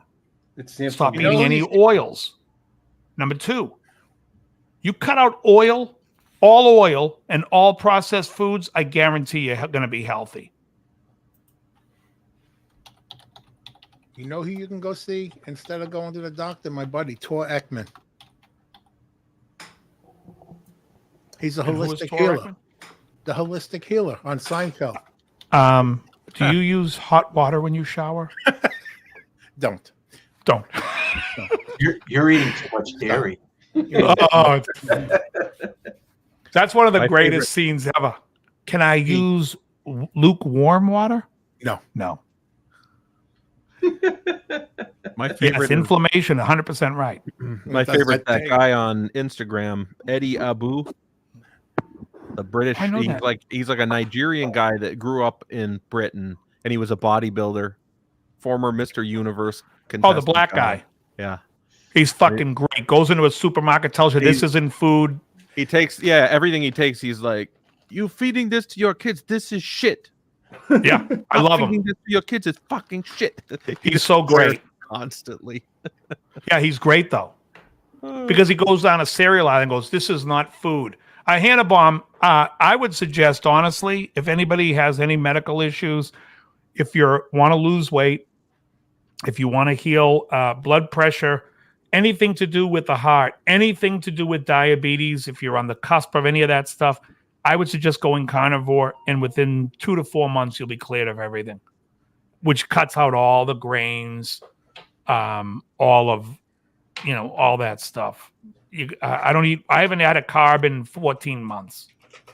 So, I'm sure not one carb. well, there's I'm sure trace carbs carbs and snuck in there cheeses and somewhere. things. What's that? I'm sure one carb snuck. No, in. no intentional carb. Yeah, no intentional carbs for 14 months. And it's huge because what you're doing is, like, when you eat carbs, so people will talk about calories. If you eat this many calories, you're going to get fat. If you eat this many calories, you're going to get thin. Let me explain to you why that's a lie. Because if you eat, let's say, 5 Krispy Kreme donuts, that's 1,200 calories. That is a low amount of calories. You're going to get fat. Because that amount of sugar in your body is going to spike your insulin. And the job of insulin is to store fat. Now, if I said to you, you're going to eat 4,000 calories of steak, you'll lose weight. Because there's nothing in there to cause an insulin response. Therefore, your body does not have the ability to take in fat. In fact, because it's not taking in sugar, your body is forced then to convert the fat that's in your body to sugar. And that's when you start burning weight. Now, my brother, I don't want to say he was a non-believer. I don't think he was a non-believer. I just don't think he was fully on board. And I even said to him, you'll change your mind when you see me in person, because the way I film and stuff, I still kind of look, because I'm kind of bulky, but I'm really thin. And when he saw me, he went on the diet, started at 230 and change, 231, 232. He's under 190 now. And it's been, 6 months, 5 months? It's crazy. He's in high school weight. It's crazy. I'm 170. Right now, I'm 176, 177. I think I weighed 180 my senior year in high school. Pretty crazy. Anyways, but if anyone wants any questions, has any questions, email me. My email's on my YouTube page, but you can email me and I'll go over the diet with you, what you can do. And like I say, and I told RL this, the first 2 weeks are brutal, because that's where you have to pull your discipline and just constantly focus on eating fat and eating food that your brain doesn't want you don't think you want to eat. After 2 weeks, your body starts burning fat and your brain wakes up and you go, oh, I get this diet. And then you just follow the diet. And it's simple. It's And the if you easiest. don't consume enough fats, you'll get the headaches and the keto flu, basically. But Never had that. Well, no, that's in the salt. jets- I believe that's from salt. The keto flu. Fat. if No, you no, don't- that's lack of salt. You mean causing keto Yeah, flu? That's what I said. Oh, okay. It's salt. You said lack of fat. I think it's salt. Lack of salt, Mm. not lack of fat. What about, do you eat processed meats anymore, like lunch meat, deli stuff? I can, but I look at it to make sure. One thing I'm looking for when I do it is basically I don't want any dextrose. Yeah. Or So fucking if you corn go, syrup. you can find any like organic. Is Dell or something, but it's called Sopremesa or Sopressa. Soprasada. Soprasada, and it'll say on it like is really good salami. Mm. yeah, salami too. You can find it. It'll say organic salami or natural, and it won't have dextrose in the ingredients. You can eat that with impunity. I love Soprasada. Yeah, I like it better because it has 0 carbs. Whatever they're putting in the usually And it's a salami nice has dry, 1 carb. It's a nice dry salami. Yeah, it's great. But yeah, so you can eat that, and you can make it as simple as possible. But so when I started carnivore November of last year, the first month I was eating twice a day, and then after that I just said, "Fuck it, I'm going to once a day. I'm too full." And honestly, I could eat every other day. I'm never hungry. So Tone Seeker says carb withdrawal was a bitch for me, but now I can stand anything with carbs. Like I said, the first 2 weeks are a brutal test of your discipline because your body is going to crave the sugar. Your stomach is going to want to crave the sugar, and you're going to get diarrhea. That's because the microbiomes in your stomach are not seeing the carbs that they want, and you'll shit them out. Yeah, Emily does carnivore. But it's one of those things where if once you pass the first 2 weeks, it's a downhill race. It's easy peasy. And then you're just living your life eating great stuff. I want to tell you, every day I look forward to eating because I'm like, ooh, today I'm going to do a steak. Yesterday I did 3 chicken thighs fried in bacon fat. And then I had 2 huge pieces of salmon. And then bacon and eggs. And that was my meal. I was so fucking stuffed. I was like, I looked at the plate like it was the whole table was covered. I'm like, how the fuck am I going to eat all this? You don't have to, but I did. I was just like, it's great. Yeah, I've been But getting you do get shredded on it. the thick cut Walmart bacon's pretty good. My student came in had- tonight with 3 things of bacon in his hand. He goes, hey, I brought you some bacon. Oh, Bingham's gone? Irish exit. Irish goodbye. All right. We got 10 minutes left. Joe, you had a quiz for us before we I got this in an email today from let me exit full screen or else I can get to it. You know, I'm on the MeTV mailing list. So they send me an email, and I noticed in today's email was a quiz, Led Zeppelin quiz. Can you finish the lyrics? And like they give an example, Stairway to, and they have the blank. So this has got 10 questions. All right. Stairway to Heaven. Now, do you want me to give you the 3 choices, or you're going to go for it? No choices. All right. Stairway to Lyrics. Heaven. There's a sign on the wall. She's got to be sure. No, hold on. No. There's a sign on the wall. And she wants to be sure. She wants to be sure. In a moment, she can. How much of the lyric are we supposed to repeat after your line? You complete the sentence. So it's yeah. She wants to be sure, or she's Yeah. got to be sure. But she wants to be sure. yeah, Okay. The next one's from Whole Lot of Love. Is that a full sentence? Wait a minute. Is that a full sentence? But she wants to be sure. Period. and she's buying a Stairway to Heaven.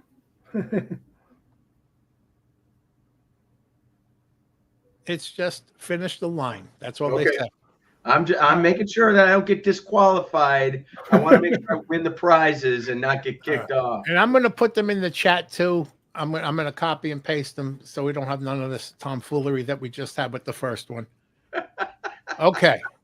The next one is from Whole Lot of Love. All the Good Times, Baby. It's in the chat now. All those good times, baby, baby.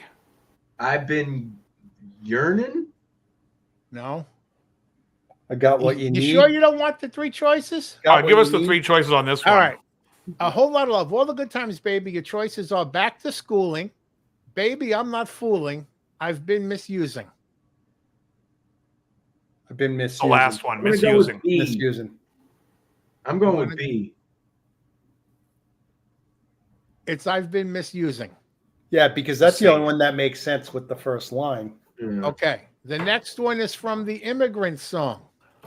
Okay. Is that the line? No.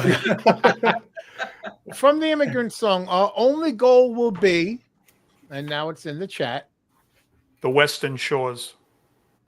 Yeah. the Western Shore. Yep. Okay. The next one, number 4, is from Black Dog. A Steady Rolling Woman. I have no Um, idea. You want the 3 choices? A steady rolling woman gonna come my way. That's close. It's. Let me give you the 3 choices. A I know steady the line. rolling It goes woman, back. when yeah. you walk that way, won't No. come my way or can't Won't. keep That's away. it. Won't come my way. Okay. Next, number 5 is from Rock and Roll. Uh-huh. And it's I Can't Count the Tears. There it is in the chat. Of a life with no love. Of a Life with No Love. Okay. The next is from Kashmir. Let me get it ready. Oh, let this. I don't even know if I know one lyric in this song. I always feel From like I know the line. Kashmir, talk in song form. ... Oh, where the fuck is this in the song? Yeah, there's some A weird. lot of Zeppelin songs. Yeah, I don't understand half the lyrics. All Anyway. Yeah, exactly. three These are the choices things- are weird. He's ad-libbing at the end, and it's just impossible to under. I never knew. I just kind of phonetically sing along. hold on. You sound like Bob Dylan. Oh, set me down before my head's hard. Yeah, all 3 choices are weird. You want the 3 choices? Yeah, please. 3 choices. Yeah. All right. Choice number 1, Elders of the Gentle Race. Choice number 2, A Traveler of Both Time and Space. Traveler of both time and space. It's And got- choice number 3, Tongues of No, no. Lilting Grace. I am a traveler. That's I am a traveler. That's Talking I Am song. Traveler. It is number 3, Tongues of Lilting Grace. When in doubt, Charlie out. Okay. C. What movie was that? B. Making the grade. Fuck. Oh wow, that's Wow. Wasn't it making the grade with Judd Nelson? Nelson. And the Could teacher be, comes in and could goes, be. "Here's your SAT. I'm going to give you guys a hint. It's mostly always C." Oh my God. Okay, That the was next his- is from Dazed and Confused. Take it easy, baby. Take it easy. Don't let the sound of your own wheels drive you crazy. I Not knew, even- not I even knew one someone of was the going to three say choices. Eagles. I'll let you guys go till you tell me to tell you the 3 choices. Tell us the 3 on this one. All right. Take it easy, baby. Dun, dun, dun, dun, dun. Whatever that line is. Go ahead. When I send you the bill, Yeah. I don't know where you've been, or let them say what they will. That was a long finishing line. First one, A. When I send you the bill, Yeah. no, let them say what they will. It's C. It's C. Let them say. I didn't what they take my will. own advice. I believe the guy who's in Making the Grade that says that about It's Always C. Wasn't he on an episode of Seinfeld too? He was like the Yeah. cable guy, I think. But that's not the movie I'm referring to. There's a movie where they're taking a test, and the guy goes, "All right, test over," and the one guy's going B, or he's going C, Oh, no, C, no. C, because he's just filling in what he's not finished with. Right. All right, next one. I know. You know what I mean, right? Yeah, he's like B, or he's got. I think he's saying C, C, C, C. And he's trying to get as many before the I team know. stops him. That's not Tommy Boy, is it? I don't think so. No, Next it's one not. is from Dazed and Confused. Oh, wait, no. Next one is from Ramble On. Thanks to you, I'm much obliged Such a pleasant stay. for such a pleasant stay. Okay, number 9 is from. I don't believe the word "for" is in there. Okay. Because he goes, Number- thanks to you, I'm much obliged. Such a pleasure. I don't hear the word "for." It could be there, but it's not, you can't hear it. Go ahead. The next one is from Communication Breakdown. I'm never going to let you go. There it is in the chat. Um, I'm gonna hold you in my arms forever. Who sang that? That Peebo, no, that's Sergio Peebo- Mendes. oh, okay. I'm never gonna let you go. What's the three choices? Your 3 choices are cause I like your charm, tell you that I love you so, I think you ought to know. Think you ought to know. I think it's B this time. I'm going with C. It's actually A, cause I like your charm. Wow. Final one from Good Times, Bad Times. Let me get that ready. It only took a couple of days. And it's Until in the she was chat. rid of me. That's a choice. And that's That's it. the one. You got it. All right. There's a quiz on the side. How well do you know Fleetwood Mac's Rumors? Any interest? You I know guys the know it? songs. I can don't answer. know Oh, the let's lyrics. hear it. Let's hear a question from it. All right, let me go to that. I could tell you the year. Oh, I think it's the same thing. It's all the same thing. Here's half a lyric and finish Oh, it. jeez. Nah. Let's see. There was another one. Anthems of 1984. Okay. Interesting. Who sang these anthems of 1984? Oh, geez. Let me just get rid of It'd that be block. too easy. It's gonna be. Ah, this is fucking easy. Number 1, When Doves Cry. Oh Yeah. god, that's an anthem. Prince. I wouldn't call All it right. an anthem either. I know. Number 2, What's Love Got to Do with It? That's That's easy. not an anthem either. What's the definition of anthem? Next one, number 3, say. Well, let me see the definition of. They don't give a definition of anthem. Hmm. Okay, number 3, say. Michael Jackson and Yeah. Paul McCartney. Paul McCartney. Yeah. But, Number 4, Footloose. Kenny Loggins. Yep. These are easy. Yeah, Against yeah, All yeah. Odds. Take a look at me Phil now. Collins. Yeah. Number 6, Jump. Do you need the choices? Point the sisters. Yeah. The best. I love the choices. Aerosmith, Van Halen, Bon Jovi, Def Leppard, Whitesnake. If you're from that era and you get that Right. wrong, I fucking kill you. You know, a Yeah. lot of these are so you click on these pages and you get advertised to. You know that. Right. But I have ad blocks disabled, so fuck them. All right, the next one is Hello. Oh, come on, we all know that. Hello, Lionel Richie. Yeah, Lionel Yeah. Richie. Later Oh, covered come on. by Gary Moore. I'm gonna called say Still the Got the bands. Blues. I'm gonna say the bands, and you tell me what song you think it is. How about that? Here's your choices: Emerson, Lake and Palmer, Genesis, Jethro Tull, Yes, or Chris Squire. Owner of a Lonely Heart. Owner of a Lonely Heart. I knew he'd get Yeah. it. Yeah. Okay, 1984.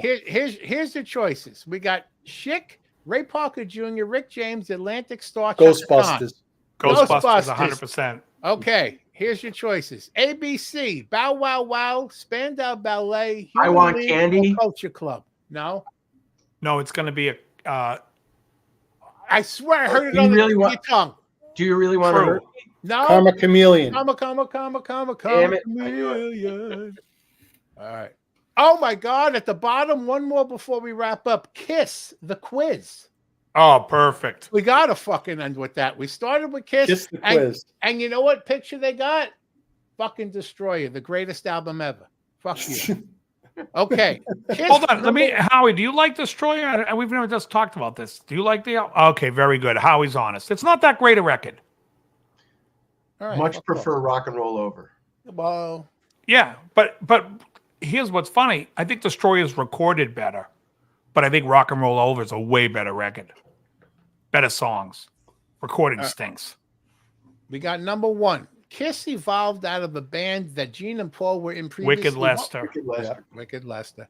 Number 2. Who answered a posting in the magazine to become the 3rd member of the band in Kiss? Peter Ace Chris. Frehley.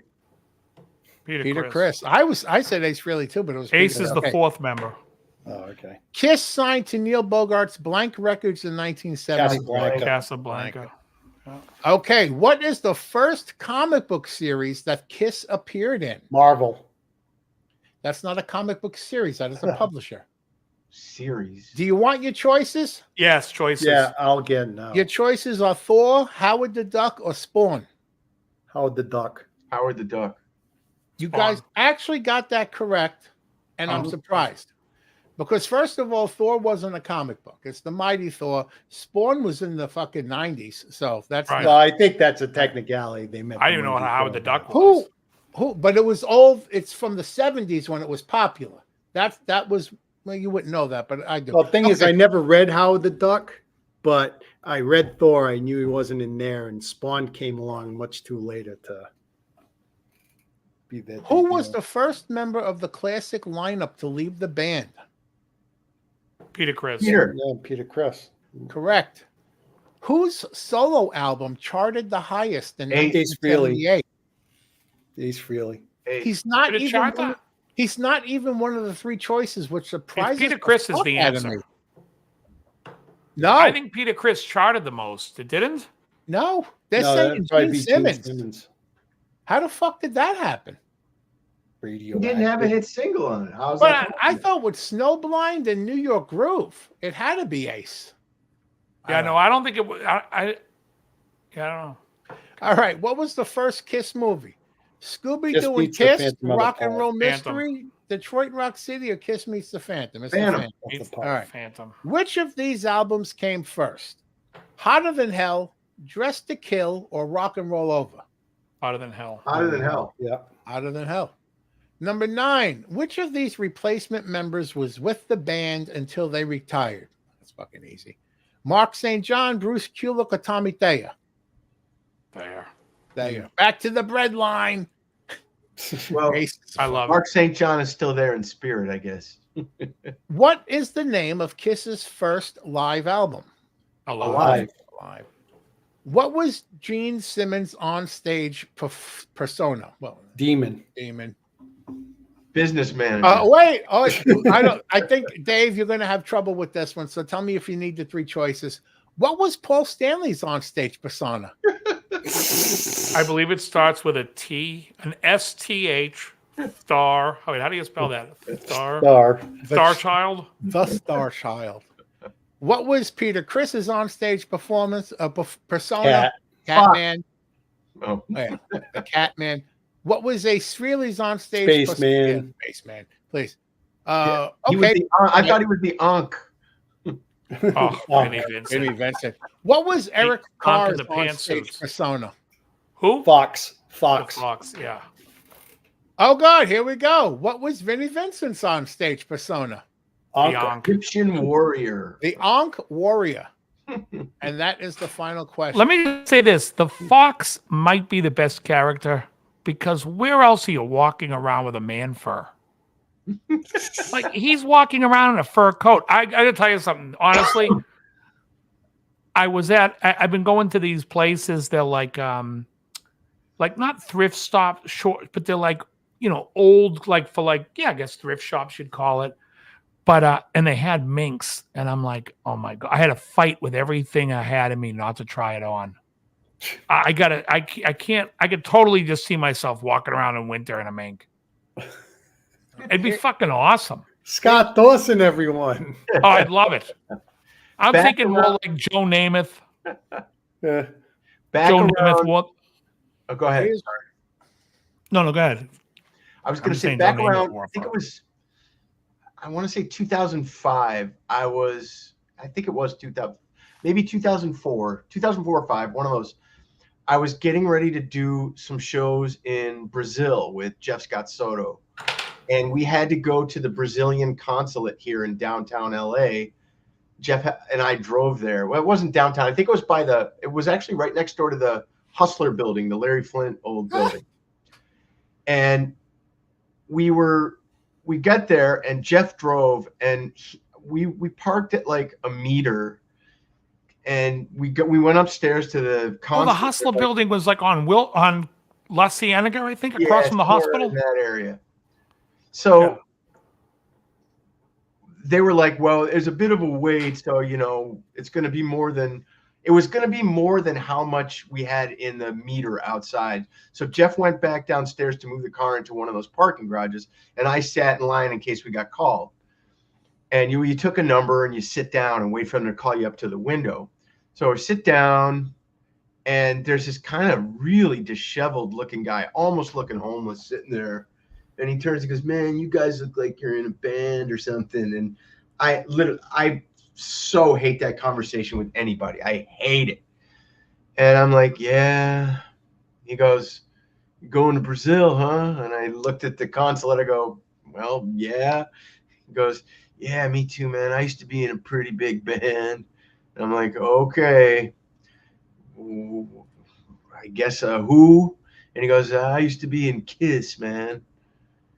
And I go, what's your name? He goes, Mark. It was Mark St. John. Wow. He looked like death warmed over. I go, what are you doing? Like, he goes, they pay me to come to these like Kiss conventions and just kind of show up and sign autographs, man. I said, oh, okay, cool. He goes, who you are? And then when Jeff came up, Jeff had recorded something with him in the past, and Jeff didn't recognize him. I said, dude, Mark St. John. Jeff's like, oh my God, like. And that maybe a year or two later, I don't remember exactly what year he died, but he looked pretty bad at that point. He was a junkie, yeah. I think. I don't know. Oh, I thought that's how he died. I thought he was a junkie. Anyone on that? Anyone know anything? No? Nobody in the chat? All right, guys, it's 10:40. It's past the time we usually go to. I'm going to go smoke a cigar. And we're ending on my death story. Mark St. Junkie. I'm looking it up. On your what story? My death story, or soon-to-be dead story.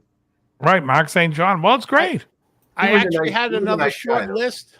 Oh, but- hold on. You got another list. Hold on. No, but nature's calling, and I don't want to end up to be the second person with shit in his pants like Mikey. So, good night, All right. everybody. I got to do an Irish exit and head right down the fucking hall. All right, everyone, have a great yeah. night. Howie, thanks for being here. Joe, thank you. Krellbot, thank you. And as always, very good. Good.